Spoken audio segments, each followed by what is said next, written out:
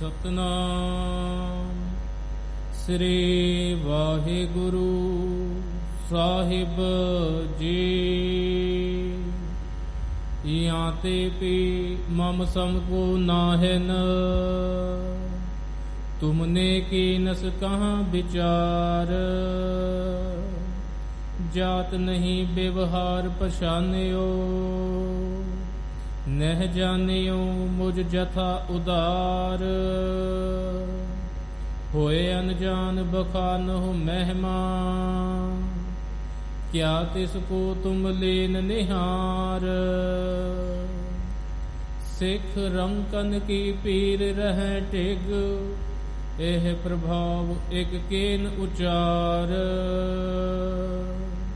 ਯਾਂ ਤੇ ਪੀ ਮਮ ਸਮ ਕੋ ਨਾਹਿਨ, ਤੁਮਨੇ ਕੀਨਸ ਕਹਾਂ ਵਿਚਾਰ। ਵਾਹਿਗੁਰੂ ਜੀ ਕਾ ਖਾਲਸਾ, ਵਾਹਿਗੁਰੂ ਜੀ ਕੀ ਫਤਿਹ। ਪਰਮ ਸਨਮਾਨਯੋਗ ਜੁਗਾ ਹੋ ਜੁਗ ਅਟਲ, ਚਵਰ ਛਤਰ ਤਖਤ ਦੇ ਮਾਲਿਕ। ਹਲਤ ਪਲਤ ਕੇ ਰਖਿਅਕ, ਵਾਲੀਏ ਦੋ ਜਹਾਨ।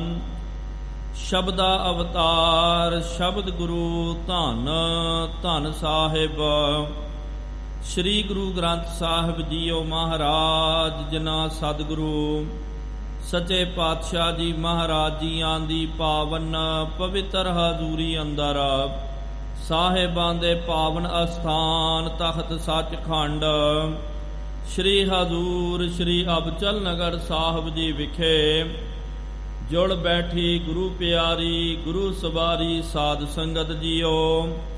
ਤਖਤ ਸਾਹਿਬ ਜੀ ਦੀ ਨਿਤ ਮਰਿਆਦਾ ਨਿਤਨੇਮ ਅਨੁਸਾਰ ਸ਼ਾਮਾਂ ਦੇ ਦੀਵਾਨ ਸਜ ਰਹੇ ਹਨ। ਸਜੇ ਹੋਏ ਪਾਵਨ ਦੀਵਾਨਾਂ ਦੇ ਵਿੱਚ ਗੁਰ ਇਤਿਹਾਸ ਦੀਆਂ ਕਥਾ ਵਿਚਾਰਾਂ ਸਰਵਣ ਕਰਨ ਦੇ ਲਈ ਆਪ ਸੰਗਤਾਂ ਹਾਜ਼ਰੀਆਂ ਭਰ ਰਹੇ ਹੋ।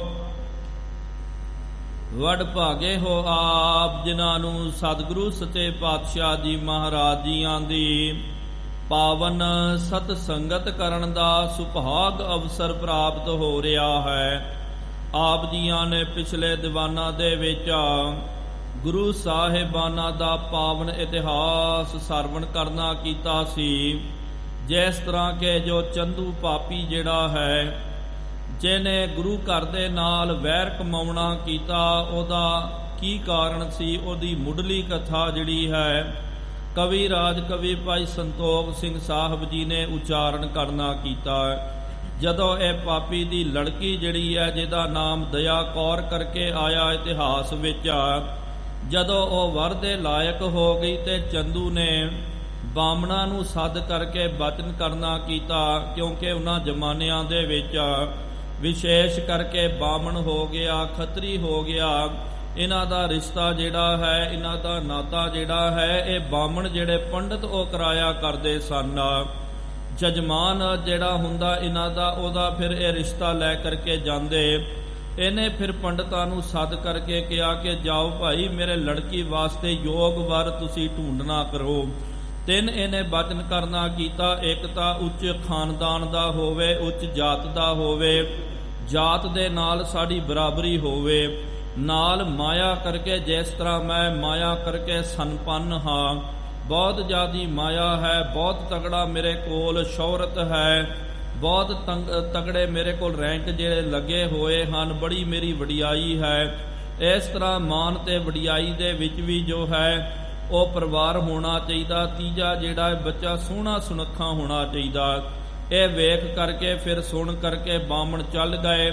ਉਹਨਾਂ ਨੇ ਧੰਨ ਸ਼੍ਰੀ ਗੁਰੂ ਅਰਜਨ ਦੇਵ ਜੀ ਮਹਾਰਾਜ ਜੀ ਦੇ ਦਰ ਦੇ ਵਿੱਚ ਆਉਣਾ ਕੀਤਾ। ਜਦੋਂ ਦਰਬਾਰ ਸਾਹਿਬ ਦੇ ਵਿੱਚ ਮੱਥਾ ਟੇਕਿਆ, ਪੁੱਛਿਆ ਕਿ ਜਾਤ ਕਿਹੜੀ ਹੈ, ਸੋਢੀ ਬੰਸ ਹੈ, ਖੱਤਰੀਆਂ ਦੀ ਹੈ। ਜਦੋਂ ਵੇਖਿਆ ਕਿ ਬਹੁਤ ਜ਼ਿਆਦਾ ਭਾਈ ਇਹਨਾਂ ਦੇ ਕੋਲ ਮਾਲ ਧਨ ਹੈ, ਨਾਲ ਬਹੁਤ ਵੱਡਾ ਇਹਨਾਂ ਦਾ ਆਦਰ ਮਾਨ ਸਨਮਾਨ ਹੈ।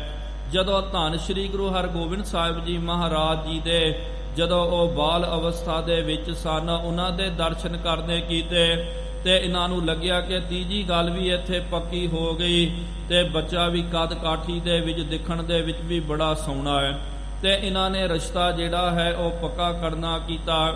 ਵਾਪਸ ਜਾ ਕਰਕੇ ਜਦੋਂ ਇਹ ਪਾਪੀ ਨੂੰ ਚੰਦੂ ਨੂੰ ਦੱਸਦੇ ਹਨ ਕਿ ਚੰਦੂ ਤੂੰ ਬਹੁਤ ਜ਼ਿਆਦਾ ਖੁਸ਼ ਹੋ ਜਾਵੇਗਾ, ਬਹੁਤ ਪ੍ਰਸੰਨ ਹੋ ਕਰਕੇ ਤੂਨੇ ਸਾਨੂੰ ਇਨਾਮ ਦੇਣਾ ਹੈ। ਬਹੁਤ ਵਧੀਆ ਘਰਾਣੇ ਦੇ ਵਿੱਚ, ਬਹੁਤ ਉੱਚੀ ਕੁਲ ਦੇ ਵਿੱਚ ਤੇ ਬਹੁਤ ਸੋਹਣੇ ਲੜਕੇ ਦੇ ਨਾਲ ਤੇਰੇ ਲੜਕੀ ਦਾ ਅਸੀਂ ਨਾਤਾ ਤੈਅ ਕਰਕੇ ਆਏ ਹਾਂ। ਉਸ ਵੇਲੇ ਬਹੁਤ ਉਤਾਵਲਾ ਹੋ ਕਰਕੇ ਚੰਦੂ ਨੇ ਜਦੋਂ ਪੁੱਛਿਆ ਕਿ ਭਾਈ ਮੈਨੂੰ ਦੱਸਣਾ ਕਰੋ ਉਹ ਕਿਹੜਾ ਪਰਿਵਾਰ ਹੈ, ਫਿਰ ਇਹਨਾਂ ਨੇ ਦੱਸਿਆ ਬਾਹਮਣਾ ਨੇ ਉਹ ਸਨੌਡ ਜਿਹੜਾ ਹੈ ਸੋਢੀ ਪਰਿਵਾਰ ਹੈ। ਧੰਨ ਸ਼੍ਰੀ ਗੁਰੂ ਅਰਜਨ ਦੇਵ ਜੀ ਮਹਾਰਾਜ ਜੋ ਸਿੱਖਾਂ ਦੇ 5ਵੇਂ ਗੁਰੂ ਹਨ, ਉਹਨਾਂ ਦੇ ਲਖਤ ਜ਼ਿਗਰ ਜਾਨਸ਼ੀਨ ਧੰਨ ਸ਼੍ਰੀ ਗੁਰੂ ਹਰਗੋਬਿੰਦ ਸਾਹਿਬ ਜੀ ਮਹਾਰਾਜ ਜਿਨ੍ਹਾਂ ਦੀ ਕੱਦ ਕਾਠੀ ਬੜੀ ਵਧੀਆ ਹੈ, ਬਹੁਤ ਸੋਹਣੇ ਹਨ, ਮਾਇਆ ਕਰਕੇ ਕੋਈ ਘਾਟਾ ਨਹੀਂ ਹੈ, ਬਹੁਤ ਤਗੜਾ ਜਿਨ੍ਹਾਂ ਦਾ ਮਾਨ ਸਨਮਾਨ ਹੈ, ਤੇਰੇ ਤੋਂ ਵੀ ਵੱਧ ਮਾਨ ਸਨਮਾਨ ਸੰਸਾਰ ਦੇ ਵਿੱਚ ਉਹਨਾਂ ਦਾ ਹੈ। ਇਹੋ ਜਿਹੇ ਘਰ ਦੇ ਵਿੱਚ ਅਸੀਂ ਰਿਸ਼ਤਾ ਪੱਕਾ ਕਰਕੇ ਆਏ ਆ।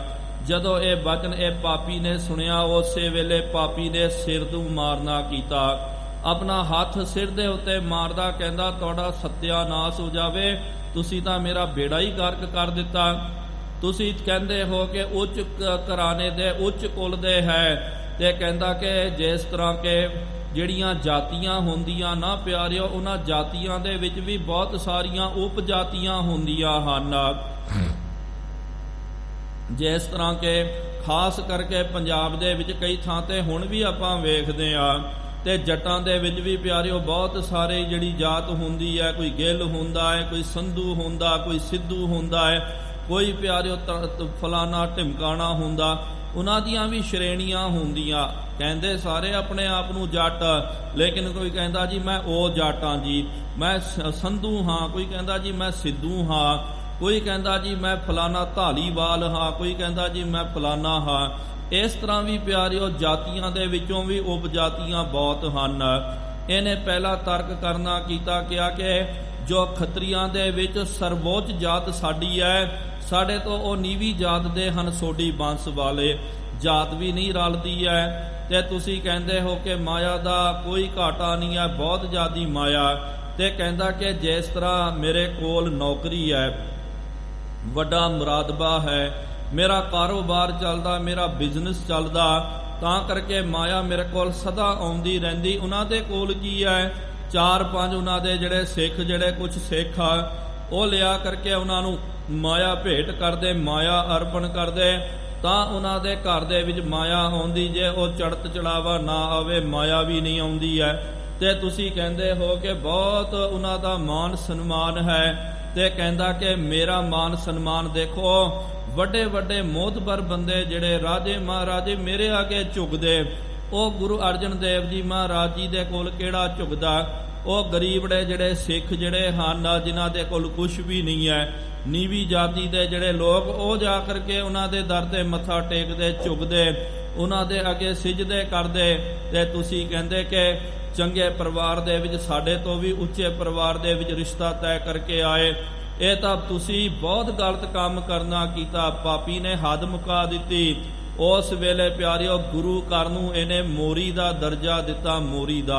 ਮੋਰੀ ਦਾ ਮਤਲਬ ਪਿਆਰਿਓ ਆਸਾਨ ਭਾਸ਼ਾ ਦੇ ਵਿੱਚ ਸਮਝਣ ਵਾਸਤੇ, ਜਿਹਨੂੰ ਆਪਾਂ ਨਾਲੀ ਬੋਲਦੇ ਨਾ, ਗੰਦਗੀ, ਜਿੱਥੋਂ ਸ਼ਹਿਰ ਦੀਆਂ ਗੰਦਗੀਆਂ ਵਗਦੀਆਂ ਹਨ, ਨਾਲੀ ਜਿਹੜੀ ਹੁੰਦੀ ਹੈ, ਇਹਨੇ ਗੁਰੂ ਘਰ ਨੂੰ ਨਾਲੀ ਦਾ ਦਰਜਾ ਦਿੱਤਾ। ਤੇ ਆਪਣੇ ਆਪ ਨੂੰ ਜਿਹੜਾ ਚੁਬਾਰਾ ਕਹਿੰਦਾ, ਕਿਹਾ ਕਿ ਕਿੱਥੇ ਮੇਰੀ ਲੜਕੀ ਚੁਬਾਰੇ ਦੀ, ਸੋਨੇ ਦੀ ਇੱਟ, ਕਿੱਥੇ ਗੁਰੂ ਘਰ ਜਿਹੜਾ ਪਿਆਰਿਓ ਮਾਫ ਕਰਨਾ ਦਾਸ ਦੇ ਨਹੀਂ। ਉਹ ਪਾਪੀ ਦੇ ਬਚਨ ਹਨ, ਇਹ ਆਪ ਜੀ ਨੂੰ ਸਰਵਣ ਕਰਾਉਣ ਦੇ ਵਾਸਤੇ।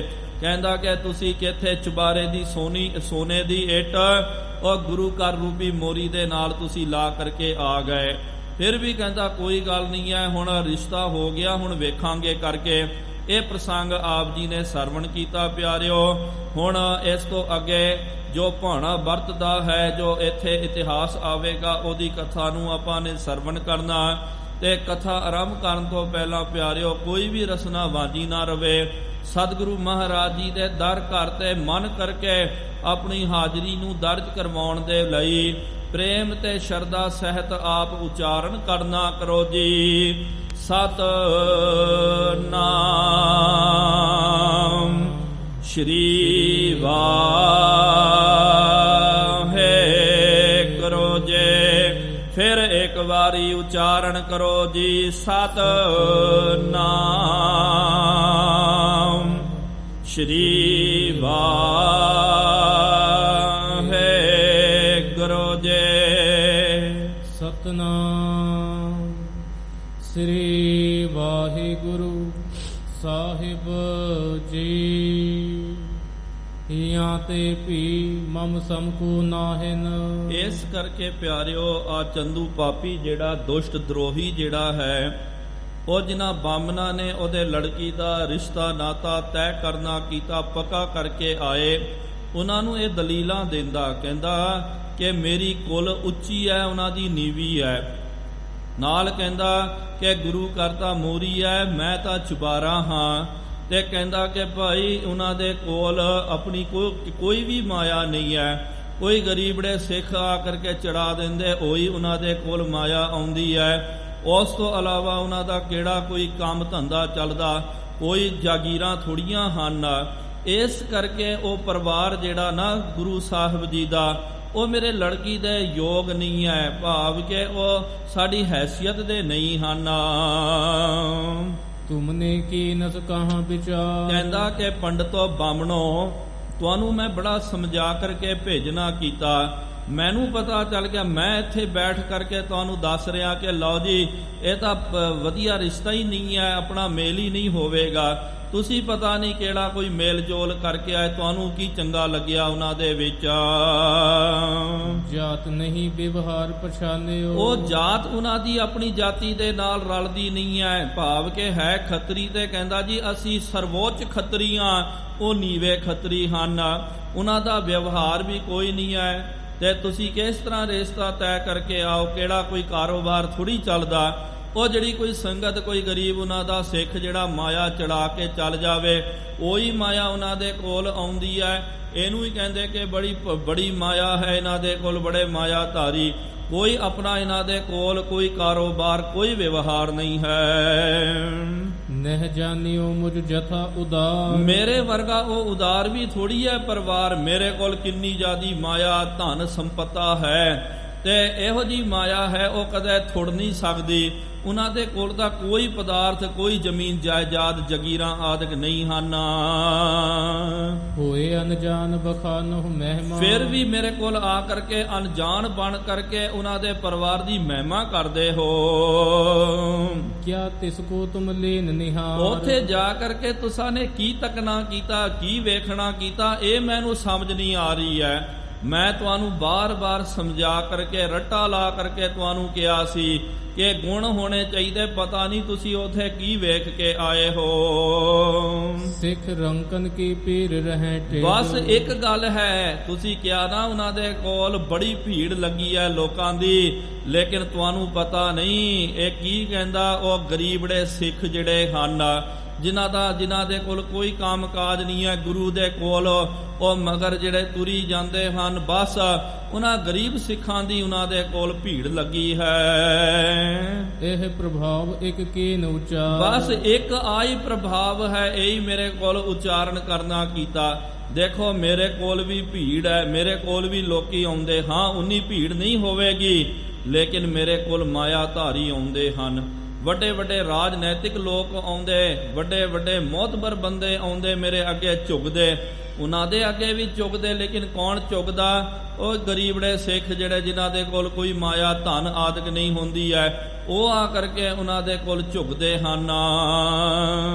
ਕਰਿਓ ਸੋ ਕਰਿਓ ਮਾਨ ਮੈਂ ਲੀਨਤ। ਫਿਰ ਵੀ ਕਹਿੰਦਾ ਕਿ ਹੁਣ ਤਾਂ ਰਿਸ਼ਤਾ ਹੋ ਗਿਆ ਹੈ, ਚਲੋ ਕੋਈ ਗੱਲ ਨਹੀਂ ਹੈ, ਅਯੋਗ ਕੰਮ ਕਰਨਾ ਕੀਤਾ, ਹੁਣ ਕਰ ਲਿਆ ਸੋ ਕਰ ਲਿਆ, ਮੈਂ ਮੰਨ ਲੈਂਦਾ ਹਾਂ। ਇਸ ਕੋ ਹੇਤ ਸੁਨੋ ਦੇ ਕਾਨ। ਇਹਦਾ ਹੇਤ ਜਿਹੜਾ ਹੈ ਇਹ ਤੁਸੀਂ ਹੁਣ ਕੰਨ ਦੇ ਕਰਕੇ ਸੁਣਨਾ ਕਰੋ। ਸੁਤਾ ਸੰਬੰਧ ਕਰਨ ਕੇ ਕਾਰਨ। ਬਸ ਇੱਕੋ ਹੀ ਗੱਲ ਹੈ, ਤੁਸਾਂ ਨੇ ਮੇਰੇ ਲੜਕੀ ਦਾ ਉੱਥੇ ਰਿਸ਼ਤਾ ਪੱਕਾ ਕਰਨਾ ਕੀਤਾ। ਪਠਹਿ ਬੇਪਰ ਕੋ ਆਪਣੇ ਥਾ। ਇਹ ਰਿਸ਼ਤਾ ਮੈਂ ਕਿਉਂ ਰੱਖ ਰਿਹਾ ਹਾਂ? ਕਿਉਂਕਿ ਮੈਂ ਆਪ ਤਾਂ ਨਹੀਂ ਗਿਆ, ਮੈਨੇ ਆਪਣੀ ਥਾਂ ਤੇ ਤੁਹਾਨੂੰ ਪੰਡਤਾਂ ਨੂੰ ਬਾਹਮਣਾਂ ਨੂੰ ਭੇਜਣਾ ਕੀਤਾ ਕਿ ਜਾਓ ਭਾਈ ਮੇਰੇ ਲੜਕੀ ਦਾ ਰਿਸ਼ਤਾ ਕਰਕੇ ਆਇਓ ਕਰਕੇ। ਜਹ ਕਰ ਆਏ ਉਚਿਤ ਸੋ ਮਾਨਨ। ਹੁਣ ਇਹ ਧਰਮ ਦੀ ਨੀਤੀ ਵੀ ਦੱਸਦੀ ਹੈ ਕਿ ਕੋਈ ਬਾਹਮਣ ਜਿਹੜਾ ਹੈ, ਕਿਉਂਕਿ ਹਿੰਦੂਆਂ ਦੇ ਵਿੱਚ ਪਿਆਰਿਓ ਬਾਹਮਣਾਂ ਨੂੰ ਇਹ ਗੁਰੂ ਕਰਕੇ ਸੰਬੋਧਨ ਕਰਦੇ ਸਨ। ਭਗਤ ਜੀ ਨੇ ਵੀ ਬਚਨ ਕੀਤਾ ਨਾ ਕਿ ਬਾਹਮਣ ਗੁਰੂ ਹੈ ਜਗਤ ਕਾ ਭਗਤਨ ਕਾ ਗੁਰ ਨਾ ਹੈ, ਕਿ ਬਾਹਮਣ ਨੂੰ ਗੁਰੂ ਕਹਿੰਦੇ। ਤੇ ਇਹਨੂੰ ਇਹ ਵੀ ਡਰ ਸੀ ਕਿ ਭਾਈ ਕਿ ਜੇ ਮੈਂ ਰਿਸ਼ਤਾ ਮੋੜ ਲਿਆ ਨਾ ਤੇ ਲੋਕਾਂ ਨੇ ਕਹਿਣਾ ਕਿ ਤੂਨੇ ਗੁਰੂ ਦਾ ਬਚਨ ਮੋੜ ਲਿਆ, ਕਿਉਂਕਿ ਬਾਹਮਣਾਂ ਨੂੰ ਗੁਰੂ ਬੋਲਦੇ ਸਨ ਕਿ ਇਹਨਾਂ ਬਾਹਮਣਾਂ ਨੇ ਤੇਰੇ ਗੁਰੂਆਂ ਨੇ ਜਾ ਕਰਕੇ ਰਿਸ਼ਤਾ ਉੱਥੇ ਤੈਅ ਕਰਨਾ ਕੀਤਾ ਤੇ ਤੂਨੇ ਮੋੜ ਦਿੱਤਾ। ਤੇ ਨਾਲ ਪਿਆਰਿਓ ਆਪਾਂ ਅਜੋਕੇ ਜ਼ਮਾਨੇ ਦੀ ਵੀ ਇਹ ਵਿਚਾਰ ਕਰਨਾ ਕਰੀਏ। ਅਜੋਕੇ ਜ਼ਮਾਨੇ ਦੇ ਵਿੱਚ ਵੀ ਪਿਆਰਿਓ ਆਪਾਂ ਵੇਖਦੇ ਹਨ, ਚਲੋ ਉਹਨਾਂ ਜ਼ਮਾਨਿਆਂ ਦੀ ਗੱਲ ਵੱਖਰੀ ਸੀ ਤੇ ਅਜੋਕੇ ਜ਼ਮਾਨੇ ਦੇ ਵਿੱਚ ਕਈ ਵਾਰੀ ਆਪਾਂ ਵੇਖਦੇ ਹਾਂ ਕਿ ਭਈ ਰਿਸ਼ਤੇ ਕਰ ਲੈਂਦੇ ਹਨ, ਫਿਰ ਬਾਅਦ ਦੇ ਵਿੱਚ ਸ਼ਾਦੀ ਤੋਂ ਪਹਿਲੇ ਹੀ ਪਿਆਰਿਓ ਰਿਸ਼ਤੇ ਟੁੱਟ ਜਾਇਆ ਕਰਦੇ। ਆਪਾਂ ਵੇਖਦੇ ਹਾਂ ਨਾ ਸਮਾਜ ਦੇ ਵਿੱਚ।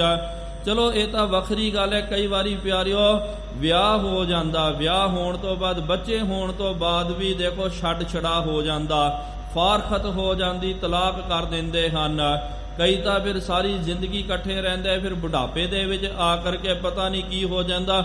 ਉਸ ਵੇਲੇ ਕਹਿੰਦੇ ਜੀ ਅਸੀਂ ਵੱਖਰੇ ਰਹਿਣਾ ਜੀ, ਅਸੀਂ ਇਕੱਠੇ ਨਹੀਂ ਰਹਿਣਾ। ਕਹਿਣ ਦਾ ਭਾਵ ਪਿਆਰਿਓ ਕਿਉਂਕਿ ਇਹ ਜੋ ਆਪਾਂ ਵਿਆਹ ਕਰਦੇ ਹਾਂ, ਰਿਸ਼ਤਾ ਕਰਦੇ ਹਾਂ, ਇਹਦੇ ਵਿੱਚ ਪਿਆਰਿਓ ਗੁਰਮਤ ਅਨੁਸਾਰ ਜਦੋਂ ਆਪਾਂ ਕਰਦੇ ਹਾਂ, ਇੰਨੀ ਸੰਗਤ ਦੇ ਵਿੱਚ ਆਪਾਂ ਅਰਦਾਸ ਕਰਦੇ ਹਾਂ, ਬੇਨਤੀ ਕਰਦੇ ਹਾਂ, ਲਾਵਾਂ ਸਾਹਿਬ ਦਾ ਪਾਠ ਹੁੰਦਾ ਹੈ, ਸਾਰੀਆਂ ਸੰਗਤਾਂ ਦੇ ਵਿਚਕਾਰ ਆਪਾਂ ਅਰਦਾਸ ਬੇਨਤੀ ਕਰਦੇ ਹਾਂ ਤੇ ਉਹਦਾ ਵਿਆਹ ਦਾ ਜਿਹੜਾ ਰਿਸ਼ਤਾ ਜਿਹੜਾ ਸੰਬੰਧ ਬਣਦਾ ਸਥਾਪਿਤ ਹੁੰਦਾ। ਲੇਕਿਨ ਆਪਾਂ ਜਦੋਂ ਇਸ ਤਰ੍ਹਾਂ ਫਿਰ ਛੋਟੀਆਂ ਗੱਲਾਂ ਦੇ ਪਿੱਛੇ ਲੜਾਈ ਝਗੜਾ ਕਰਕੇ ਜਦੋਂ ਫਾਰਕਤ ਕਰ ਦਿੰਦੇ ਆ, ਤਲਾਕ ਆਦਿ ਕਰ ਦਿੰਦੇ ਆ, ਪਿਆਰਿਓ ਸੱਚ ਜਾਣੋ ਉਹ ਵੀ ਗੁਰੂ ਦੇ ਬਹੁਤ ਵੱਡੇ ਦੇਣਦਾਰ ਹੁੰਦੇ ਹਨ। ਹਾਂ ਕੋਈ ਬਹੁਤ ਕਠਿਨ ਗੱਲ ਹੋ ਜਾਵੇ, ਜਦੋਂ ਜਿੱਥੇ ਬਹੁਤ ਔਖਾ ਹੋ ਜਾਵੇ ਰਹਿਣਾ, ਤੇ ਫਿਰ ਉਹ ਜੀ ਪਰਿਸਥਿਤੀ ਦੇ ਵਿੱਚ ਚਲੋ ਆਪਾਂ ਕਹਿ ਨਹੀਂ ਸਕਦੇ ਹਾਂ। ਲੇਕਿਨ ਜ਼ਿਆਦਾਤਰ ਆਪਾਂ ਵੇਖਦੇ ਹਾਂ ਕਿ ਭਾਈ ਕਈ ਵਾਰੀ ਵੇਖੀਦਾ ਹੈ ਕਿ ਛੱਡ ਛੜਾ ਹੋ ਗਿਆ, ਜਦੋਂ ਪਰਤਾ ਕਰਦੇ ਹਾਂ, ਪੁੱਛਦੇ ਹਾਂ, ਗੱਲ ਬਹੁਤ ਛੋਟੀ ਹੁੰਦੀ, ਬਹੁਤ ਨਿੱਕੀ ਜੀ ਗੱਲ ਹੁੰਦੀ, ਉਹਦੇ ਪਿੱਛੇ ਪਿਆਰਿਓ ਫਿਰ ਇਹ ਸਾਰੀ ਰਹੂ ਰੀਤੀ ਜਿਹੜੀ ਹੈ, ਮਰਿਆਦਾ ਜਿਹੜੀ ਹੈ, ਉਹਦਾ ਤਿਆਗ ਕਰ ਦਿੰਦੇ, ਛੱਡ ਛੜਾ ਕਰ ਦਿੰਦੇ ਹਨ, ਤਲਾਕ ਆਦਿ ਕਰਕੇ। ਇਹਦੇ ਫਿਰ ਪਿਆਰਿਓ ਫਿਰ ਬਹੁਤ ਜ਼ਿਆਦਾ ਇੱਕ ਤਰ੍ਹਾਂ ਦੇ ਨਾਲ ਉਹਨਾਂ ਨੇ ਗੁਰੂ ਸਾਹਿਬ ਦੀ ਵੀ ਅਰਦਾਸ ਦੀ ਵੀ ਬੇਅਦਬੀ ਕਰਨੀ ਕੀਤੀ। ਇਸ ਕਰਕੇ ਸਾਨੂੰ ਚਾਹੀਦਾ ਹੈ ਕਿ ਪਹਿਲੇ ਜਦੋਂ ਆਪਾਂ ਰਿਸ਼ਤਾ ਕਰਦੇ ਹਾਂ, ਨਾਤਾ ਜੋੜਦੇ ਹਾਂ, ਸਮਝਦਾਰੀ ਦੇ ਨਾਲ ਵੇਖ ਕਰਕੇ ਤੇ ਫਿਰ ਚੰਗਾ ਪਰਿਵਾਰ ਯੋਗ ਜਿਹੜਾ ਵਰ ਜਿਹੜਾ ਲੱਭ ਕਰਕੇ ਉਹਦੇ ਨਾਲ ਸੰਬੰਧ ਜਿਹੜਾ ਬਣਾਉਣਾ ਚਾਹੀਦਾ। ਇੱਕ ਵਾਰੀ ਪਿਆਰਿਓ ਜੇ ਬਣ ਜਾਵੇ ਤੇ ਨਿੱਕੀਆਂ ਗੱਲਾਂ ਪਿੱਛੇ ਫਿਰ ਛੱਡ ਛੜਾ ਨਹੀਂ ਕਰਨਾ ਚਾਹੀਦਾ। ਹਾਂ ਬਹੁਤ ਵੱਡੀ ਕੋਈ ਗੱਲ ਹੋ ਜਾਵੇ ਤਾਂ ਉਸ ਵੇਲੇ ਚਲੋ ਉਹਨਾਂ ਦੀ ਖੁਸ਼ੀ, ਲੇਕਿਨ ਨਿੱਕੀਆਂ ਗੱਲਾਂ ਜਿਹੜੀਆਂ ਬਹੁਤ ਛੋਟੀਆਂ ਗੱਲਾਂ, ਬਸ ਤੂੰ ਤੜਾਕ ਦੇ ਵਿੱਚ ਹੀ ਰਿਸ਼ਤਾ ਤੋੜ ਦੇਣਾ, ਫਾਰਖਤ ਕਰ ਦੇਣੀ, ਇਹ ਪਿਆਰਿਓ ਗੁਰਮਤ ਇਹਨਾਂ ਚੀਜ਼ਾਂ ਦੀ ਫਿਰ ਇਜਾਜ਼ਤ ਨਹੀਂ ਦਿੰਦੀ ਹੈ। ਇਹਨਾਂ ਗੱਲਾਂ ਪਿੱਛੇ ਸਾਨੂੰ ਸੁਚੇਤ ਰਹਿਣਾ ਚਾਹੀਦਾ। ਦੇਖੋ ਪਹਿਲੇ ਜੇ ਜ਼ਮਾਨੇ ਦੇ ਵਿੱਚ ਆਪਾਂ ਵੇਖਦੇ ਹਾਂ ਕਿ ਜਿਹਦੇ ਨਾਲ ਵਿਆਹ ਹੋ ਜਾਵੇ, ਲਾਵਾਂ ਹੋ ਜਾਣ, ਫਿਰ ਜੋ ਮਰਜ਼ੀ ਹੋ ਜਾਵੇ ਪਿਆਰਿਓ, ਔਖੇ ਸੌਖੇ ਹੋ ਕਰਕੇ ਫਿਰ ਉਹ ਆਪਣਾ ਜੀਵਨ ਦਾ ਨਿਰਵਾਹ ਕਰ ਲੈਂਦੇ, ਗੁਜ਼ਰ ਬਸਰ ਕਰ ਲੈਂਦੇ। ਇਹ ਜਿਹੜਾ ਚੰਦੂ ਕਹਿੰਦਾ ਕਿ ਚਲੋ ਹੁਣ ਤੁਸੀਂ ਰਿਸ਼ਤਾ ਕਰ ਲਿਆ, ਜੇ ਮੈਂ ਰਿਸ਼ਤਾ ਤੋੜ ਦਿੱਤਾ ਨਾ ਤੇ ਮੇਰੇ ਲੜਕੀ ਦੀ ਬੇਇੱਜ਼ਤੀ ਹੋ ਜਾਵੇਗੀ। ਕਹਿਣਾ ਕਿ ਭਾਈ ਦੇਖੋ ਜੀ ਰਿਸ਼ਤਾ ਕਰਕੇ ਇਹਨੇ ਰਿਸ਼ਤਾ ਤੋੜ ਦਿੱਤਾ, ਇਸ ਕਰਕੇ ਕਹਿਣ ਲੱਗਾ ਕੋਈ ਗੱਲ ਨਹੀਂ ਹੈ, ਗਲਤ ਪਰਿਵਾਰ ਵਿੱਚ ਜੋੜ ਕੇ ਆਏ, ਲੇਕਿਨ ਫਿਰ ਵੀ ਤੁਸਾਂ ਨੇ ਜੋੜਨਾ ਕੀਤਾ, ਮੈਂ ਇਹ ਮੰਨ ਲੈਂਦਾ ਹਾਂ। ਕਰਿਓ ਸੰਬੰਧ ਜੇ ਦੇ ਬਖਾਨ। ਜਿਹੜਾ ਤੁਸੀਂ ਸੰਬੰਧ ਕਰਕੇ ਆਏ ਹੋ ਤੇ ਕੋਈ ਗੱਲ ਨਹੀਂ ਹੈ, ਬੇਸ਼ੱਕ ਮੈਨੂੰ ਤਾਂ ਇਹੀ ਲੱਗਦਾ ਕਿ ਇਹ ਮੇਰੇ ਲੜਕੀ ਦੇ ਯੋਗ ਨਹੀਂ ਹੈ, ਫਿਰ ਵੀ ਮੈਂ ਇਹਨੂੰ ਮੰਨ ਲੈਂਦਾ ਹਾਂ। ਨਹਿ ਮਾਨਹਿ ਤਾਂ ਦੋਸ਼ ਲਗਹਿ ਤੇ। ਜੇ ਮੈਂ ਨਹੀਂ ਮੰਨਦਾ ਨਾ ਤੇ ਫਿਰ ਦੋਸ਼ ਲੱਗ ਜਾਵੇਗਾ, ਮੈਨੂੰ ਵੀ ਤੇ ਮੇਰੇ ਲੜਕੀ ਨੂੰ ਵੀ ਦੋਸ਼ ਲੱਗ ਜਾਵੇਗਾ। ਤਨੀਆ ਪਤ ਕੋ ਦੁਤੀਆ ਠਾ। ਫਿਰ ਮੇਰੀ ਲੜਕੀ ਜਿਹੜੀ ਹੈ, ਜਦੋਂ ਮੈਂ ਫਿਰ ਦੂਜੀ ਥਾਂ ਤੇ ਜਦੋਂ ਵਿਆਹ ਕਰਾਂਗਾ, ਹਾਲੇ ਪਿਆਰੇ ਵਿਆਹ ਨਹੀਂ ਹੋਇਆ। ਦੇਖੋ ਪਹਿਲੇ ਜ਼ਮਾਨਿਆਂ ਦੇ ਵਿੱਚ ਕਿਸ ਤਰ੍ਹਾਂ ਲੋਕਾਂ ਦੀ ਭਾਵਨਾ ਹੁੰਦੀ ਸੀ। ਇਹਨੇ ਕਿਹਾ ਜੇ ਮੈਂ ਦੂਜਾ ਵੀ ਫਿਰ ਰਿਸ਼ਤਾ ਤੈਅ ਕਰ ਦਿੰਦਾ, ਜੇ ਫਿਰ ਦੂਜੀ ਥਾਂ ਤੇ ਵਿਆਹ ਕਰ ਦੇਵਾਂਗਾ, ਫਿਰ ਲੋਕਾਂ ਨੇ ਕਹਿਣਾ ਜੀ ਦੇਖੋ ਜੀ ਇਹਦਾ ਰਿਸ਼ਤਾ ਹੋ ਗਿਆ ਸੀ, ਉੱਥੇ ਛੱਡ ਛੜਾ ਹੋ ਗਿਆ, ਤਾਂ ਜਾ ਕਰਕੇ ਇਹ ਦੂਜੀ ਥਾਂ ਤੇ ਇਹਦਾ ਰਿਸ਼ਤਾ ਜੋੜਨਾ ਕੀਤਾ, ਭਾਵ ਕਿ ਇਹਦਾ ਦੂਜੀ ਥਾਂ ਤੇ ਸੰਬੰਧ ਬਣ ਗਿਆ। ਇਹੋ ਜੀ ਗੱਲ ਹੋ ਜਾਵੇਗੀ, ਮੇਰੀ ਲੜਕੀ ਦੀ ਬੇਇੱਜ਼ਤੀ ਹੋ ਜਾਵੇਗੀ, ਮੇਰੀ ਕੁਲ ਨੂੰ ਕਲੰਕ ਲੱਗ ਜਾਵੇਗਾ, ਤਾਂ ਜਾ ਕਰਕੇ ਮੈਂ ਤੁਹਾਡਾ ਬਚਨ ਮੰਨਦਾ ਹਾਂ।